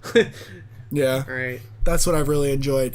And that's what's nice about not like having podcasts and live streams and all these things that I did have on the channel like literally just 4 months ago. Right, yeah. Yeah. There are limitations to it. I wish I could still do Ask Zach every week. Mm-hmm. But right now I don't have any plans for that show to return. Hopefully I'll be able to do it in some way. I'm thinking Instagram could be an option, or Facebook, but I don't really know if I want to, so we'll see. But there's like certain limitations there, but overall I think it makes the channel better as a whole. I see. Good shit. I guess final question, or two questions, like what are the 2019 goals, and the other one is, do you think your 2018 was better than your 2017, like video wise? I think quality wise videos were much better. Right. And I think because the quality was better, all the like numbers that people care about were better. So that's cool. as far as goals for 2019, Yeah. I want to just have, like, once February hits, I want to have a video out every day. That's my goal. That's my main goal, and that's really, like, besides this podcast and Lions Honor Gaming, this is like number one priority. Yep. And so I really want to just, like, because I still think that once I get into, like, episode 150, like, there's so many more chances for people to Find find your the shit. show at that point. Yeah. Exactly. It's only going to get better as time goes on. You just got to stick with it. Exactly. And when I look at, like, watch time and audience retention and all these different things in the back end of YouTube, like, every single month or every single week that there's more content out there, like, all those numbers are going up even more. And so it's really cool to see, because it means that, like, I guess I'm doing something right? You're doing something good. Yeah, and then I guess my other goal with it is I did a collab video recently on the channel. Yeah, I saw A that. collab episode, and I want to do more of those. I think it went really well, and I think that the way the show is formatted, that I could have guests on here every once in a while. And so I want to do more of that. That'd be fun. I think that'd be really cool. Yeah. Good. That is Shit. Zach Hunter Productions. And I don't want to reach 1,000 subscribers because that means I have to dab on camera. Oh, yeah. That might be the hypest thing of 2019. Just waiting for the video where you inevitably have to dab. That'll be great. How many subs will it take for you to do a reaction to Dame Daniel? Like in a video? Shit, dude. Yeah. You know what? That might be like...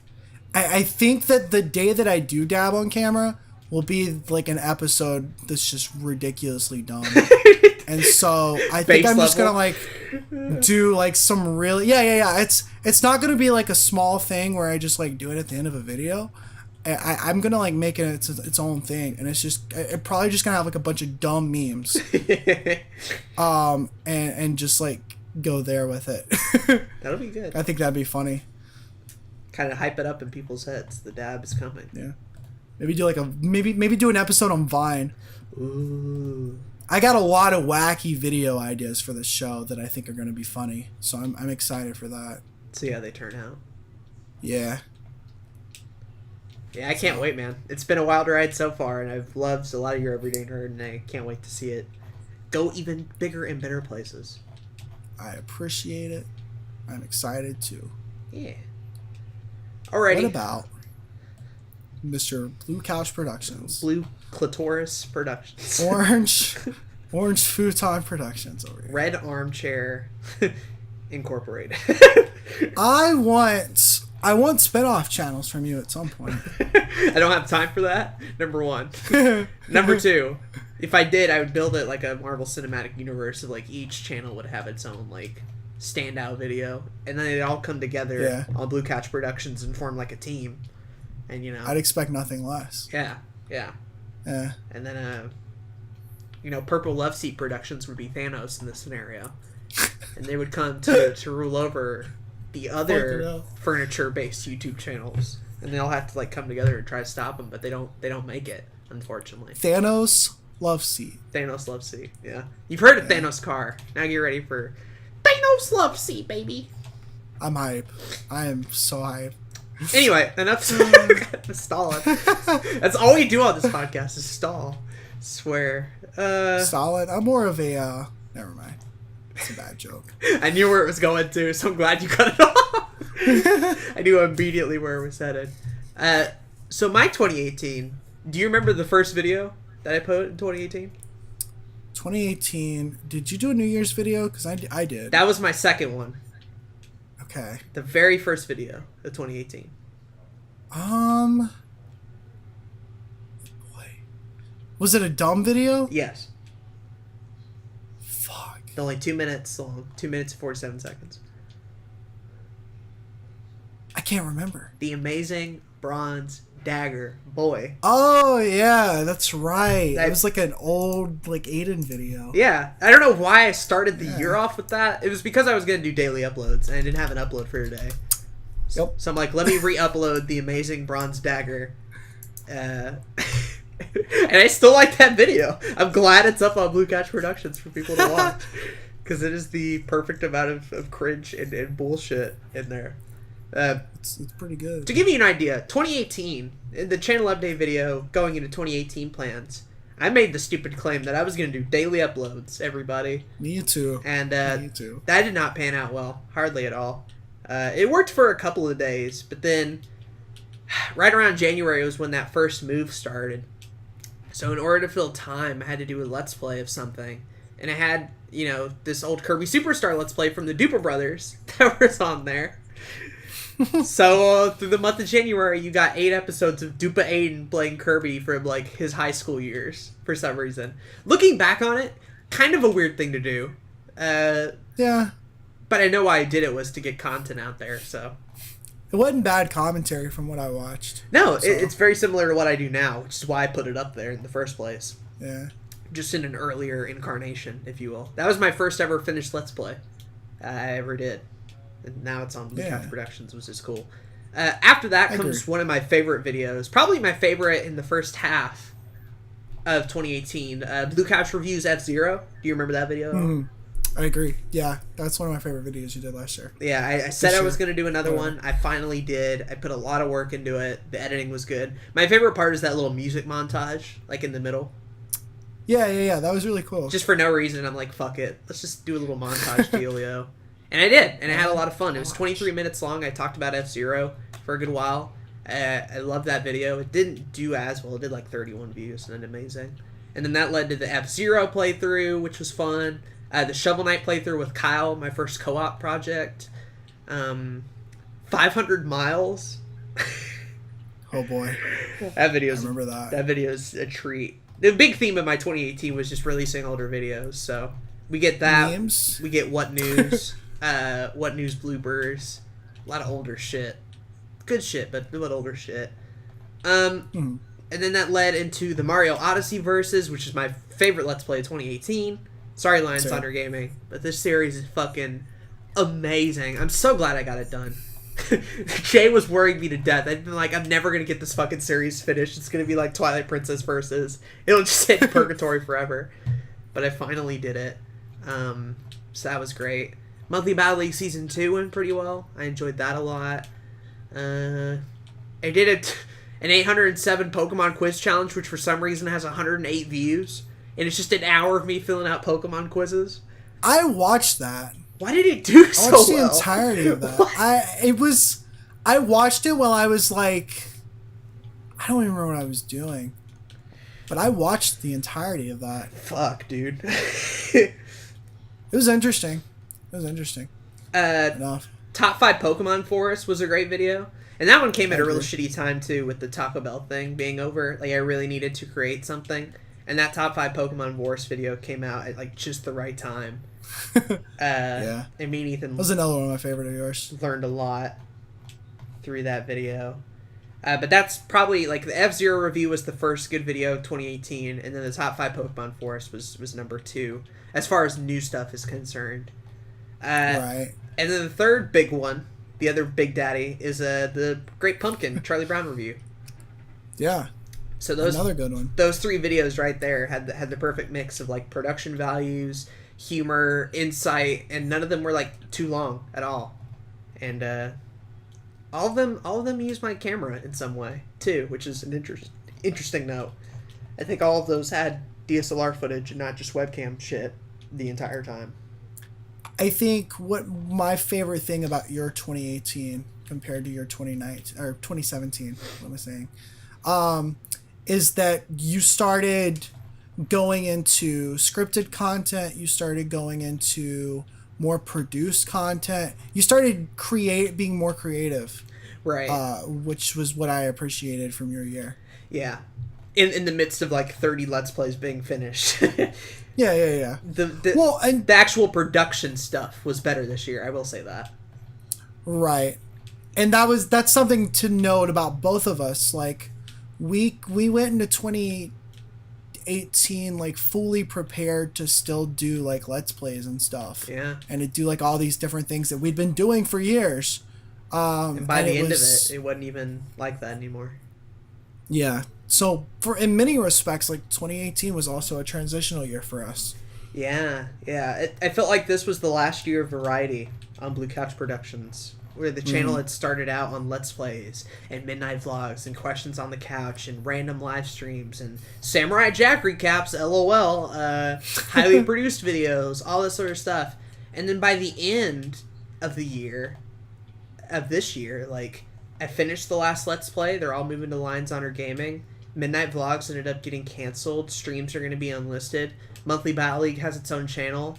And Questions on the Couch, like, you know, I love that series, but in the end, like, when the finale comes out, I've only done 3 episodes of it this year, compared to the fucking 20 last year. 20. Yeah, I did a lot less Ask Zach this year as well. Like, that's crazy. That's insane. Oh, the 2-year anniversary video was good. I love that video. I like that video too, yeah. Just sort of me reflecting. And, which I've done a lot this year, really. From reflecting is nice. From this podcast to the end of the year stuff and all that. And there's some really good series in there. I love all the Let's Plays that we did end up finishing, aside from the Ultra Sun one. That one took way the fuck too long. Shovel Knight I enjoyed. Kirby I enjoyed. F-Zero was good. The streams that I did pretty good. My 2 highest videos were both Let's Play, not Let's Plays, streams. That was my number 2 and 3 as far as that's concerned. But oh boy, let me get you these TubeBuddy numbers here, boy. Oh yeah, hold on. That's right. It's being a... Oh, I forgot to do my top 3 videos too. Yeah, go ahead while I'm getting this to load. Yeah. So my third top video was my Szechuan sauce. This isn't the real Szechuan sauce video. A film theory parody, if you will. Yeah. That was fun. And then I did an how to get through your gaming backlog. Yeah. Which was meant to be as a way for me to get through my gaming backlog in 2018, and that did not happen. I played like 5 games. And then what to know before you play Dark Souls Remastered with almost 5,000 views. That video did stupid well. Way too well. And theoretically I should be doing more videos like that. And so I'm considering doing similar videos with Your Everyday Nerd, but still making sure the humor is there. So I don't know yet. Sure. Alright, all my stuff loaded here. 2018 began the year with 329 subscribers, 18,000 views, and 306 uploads. And then by the end, I ended up with 379 subs, about 22,000 views, so I gained 4,000, and went to 419 uploads. I did 113 videos this year. Which, considering all the shit that happened to me, the fact that I was able to upload 100 videos this year is kind of fucking crazy. Right? That's absurd. The fact that he even got subs this year was crazy. This was such a, like, transitional year. The fact that, like, anything good happened to me is amazing. Looking back on it. I feel that completely. Looking back on it. Like, man. people sat through me doing Let's Plays, getting rid of all my series, and transitioning into more highly produced stuff. Like, you guys are the real champions, the people who sit through that stuff, because in my head it's just a mess every day. But to you guys, like, that was just your regular uploads that you saw, like, every day. Like, to you it must have felt like order. Us, it was chaos the whole way through. For real. Top 3 videos. Number 3 was Blue Couch Streams Pokemon Emerald Episode 4, 189 views.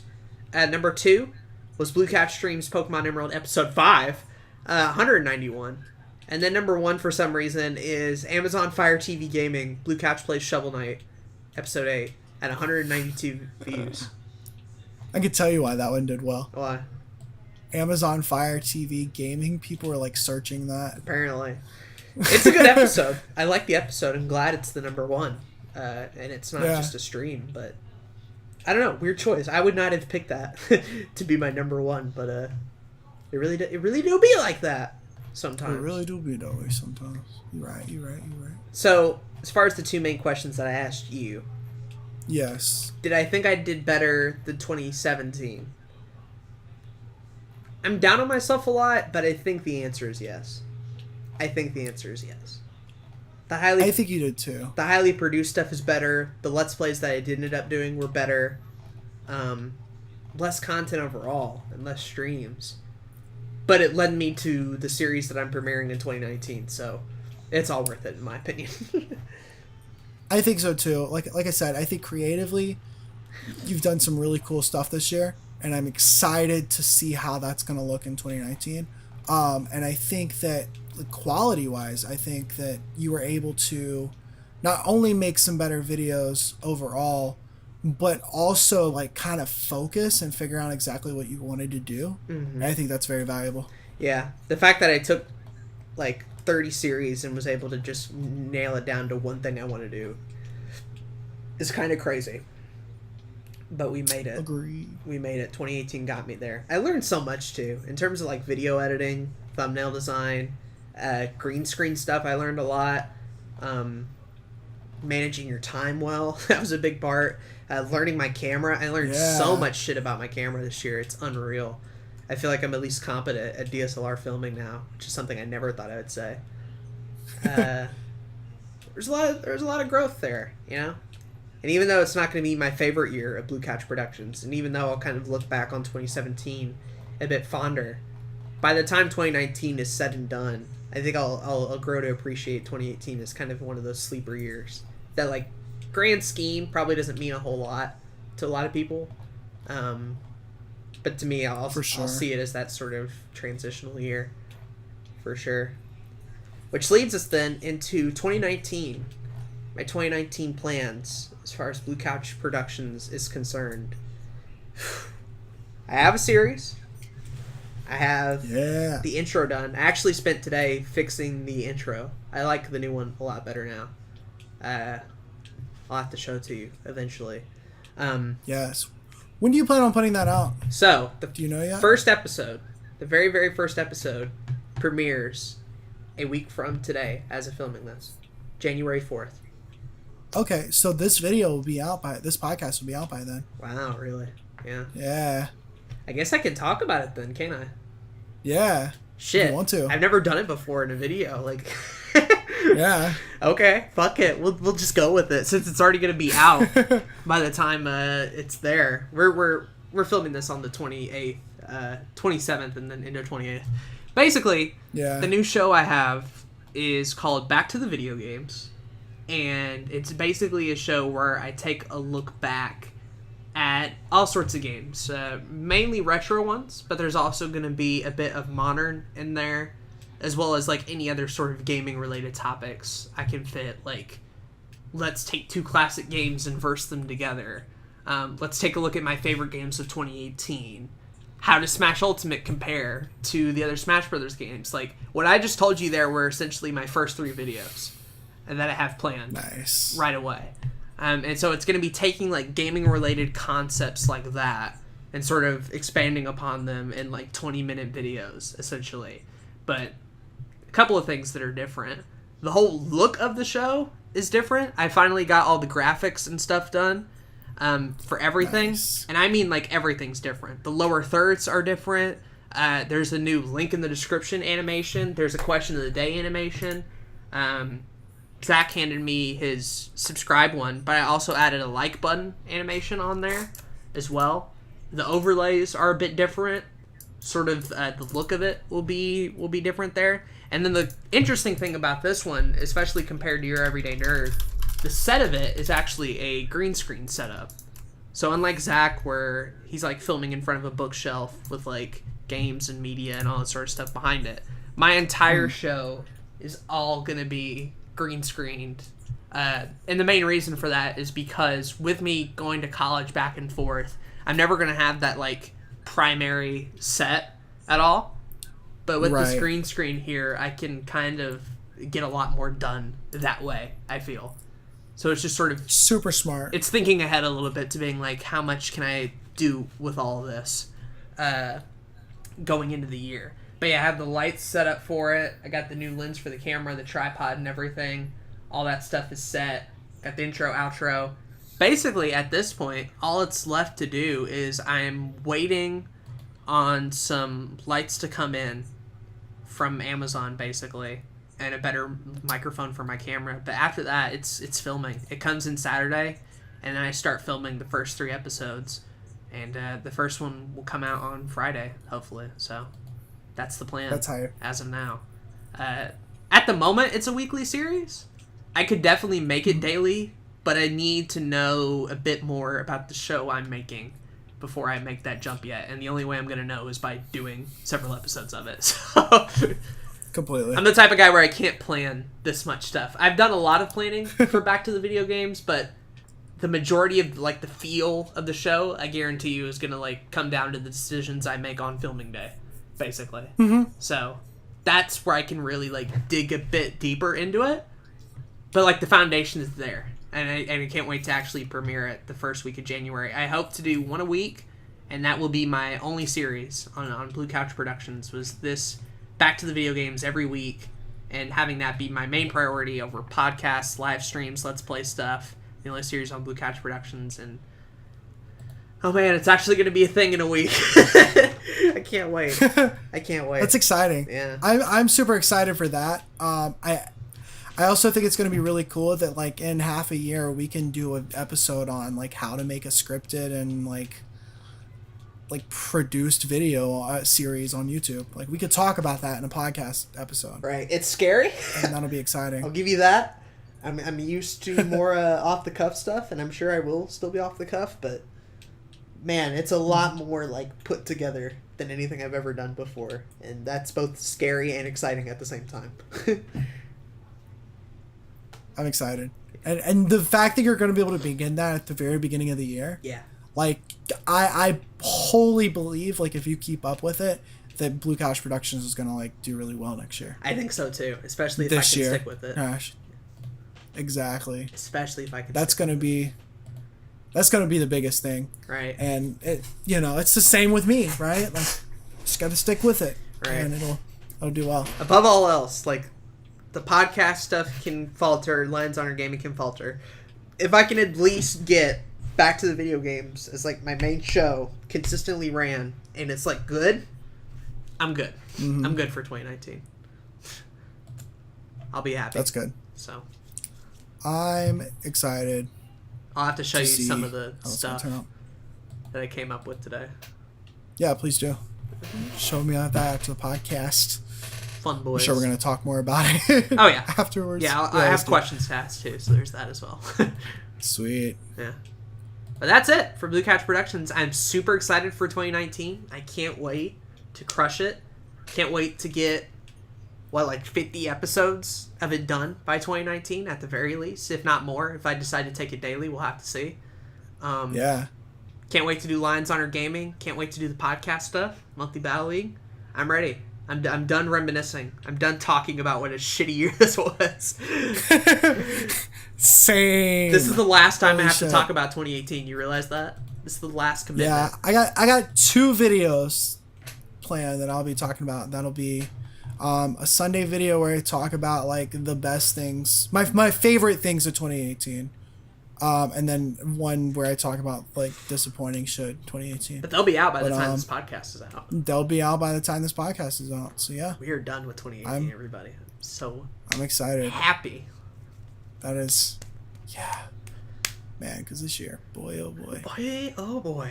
Well, let's all wish for a better 2019. And yeah, hope you enjoyed listening to this Agreed. podcast. It was kind of a long one, kind of a rambly one. Me too. But we had a lot to talk about, so that's what happens. We did. I briefly wanted to say that while we didn't give like a lot of actionable like advice this episode on like how to go about your YouTube on 2019, I think number one, you can go listen to the video that we did last year around the same time. Yeah, we did do that. Because that's still all very valuable stuff. It's pretty much what we would be talking about here. But I think also like taking our experiences and using those for your benefit will be very, I think will work. I think coming up with a show like Your Everyday Nerd and Back to the Video Games, I think that'll help tremendously because it helps you focus. It helps you figure out like what you're going to do. It makes every single episode like be more quality than it would typically. It gives you a lot of creative freedom while still pleasing the algorithm. I think that's still important. We still both appreciate live streaming.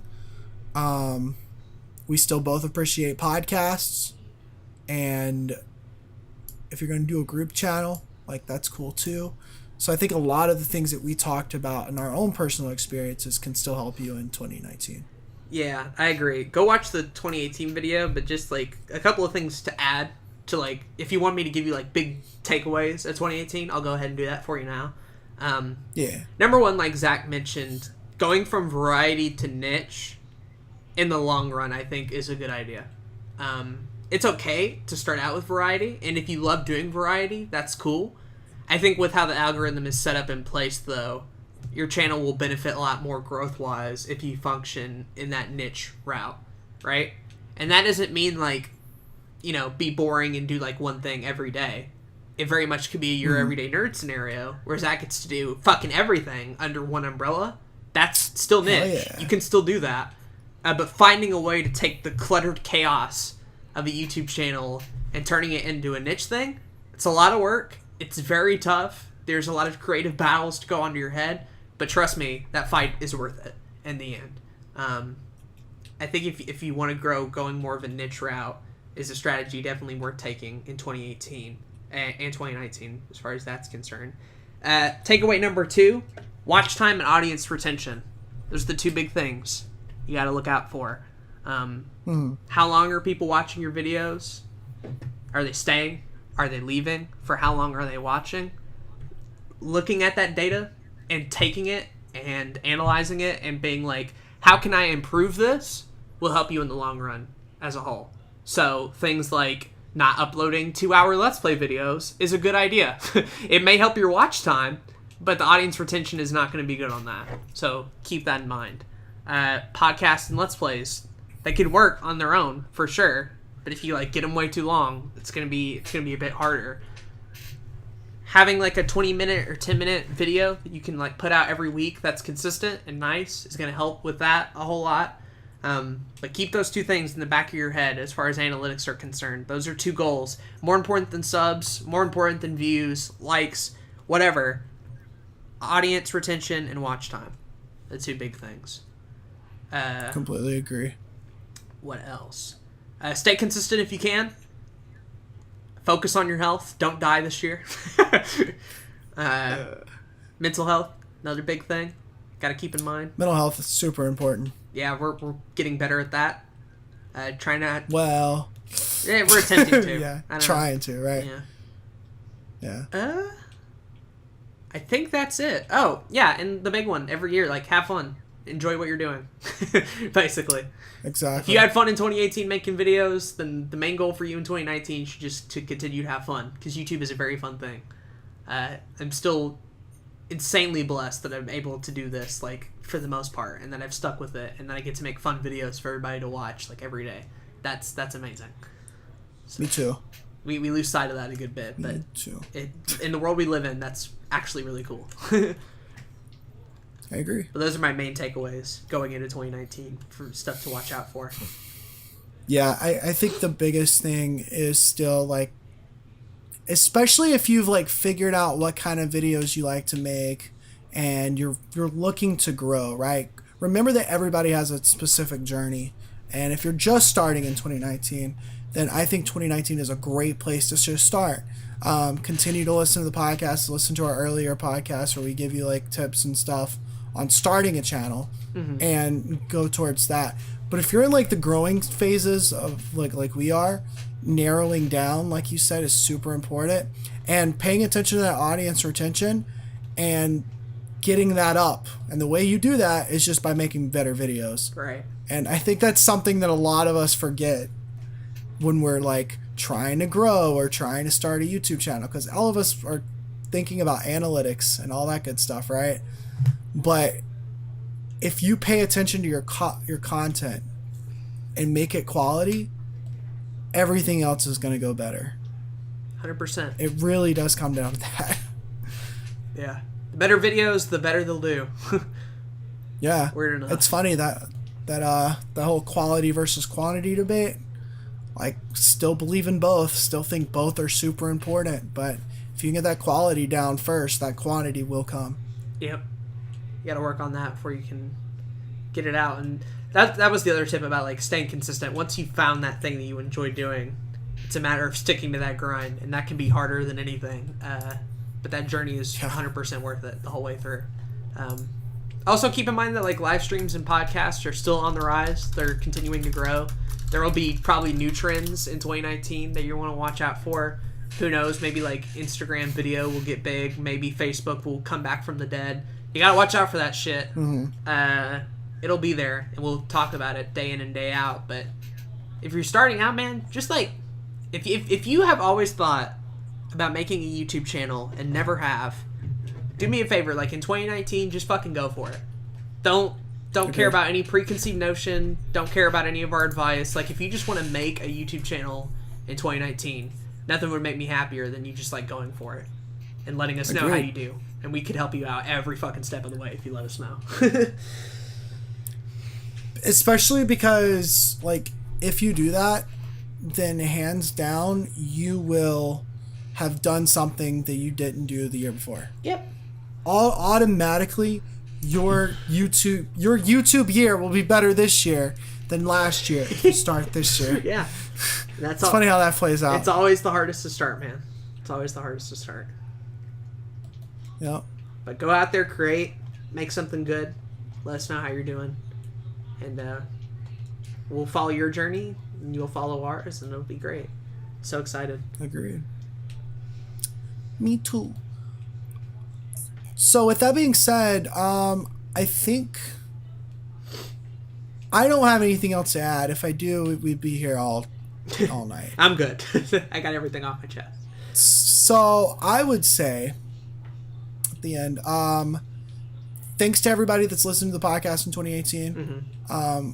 We've really appreciated that. It's been really awesome to like we said before. It's been really awesome to do this podcast, and I'm excited to see how it's going to turn out this upcoming year.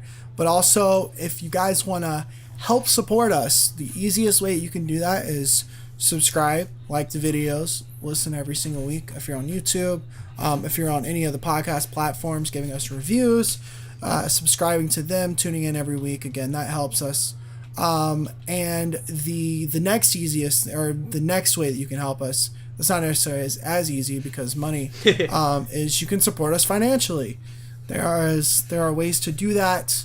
Anchor.fm/another YouTube podcast with dashes in between those.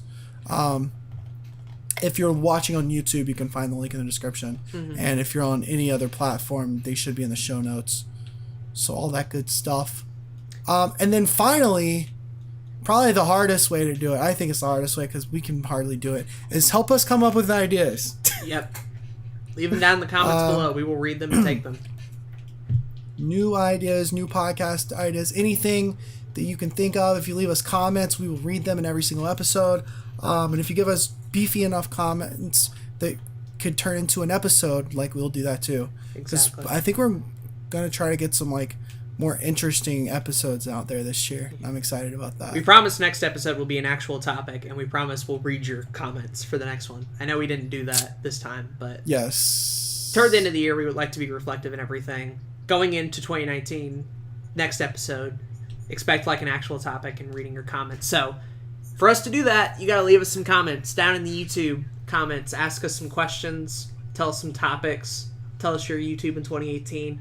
Whatever you want. You can even email our boy Zach here, and we'll read your comments that way as well. So there's so many ways to get in touch with us. All you got to do is reach out, and we'll say hello back. Yes, sir. That is true. We appreciate you guys, and thank you for this past year on YouTube. It's been great. Agreed. Now I'm ready to kill myself. Yeah, boy! That's hot. So, yeah, so first one of the year. With that being said, I've been Zach. And I've been Aden. And we want to thank you for listening to this episode of another YouTube podcast. Bye. Bye.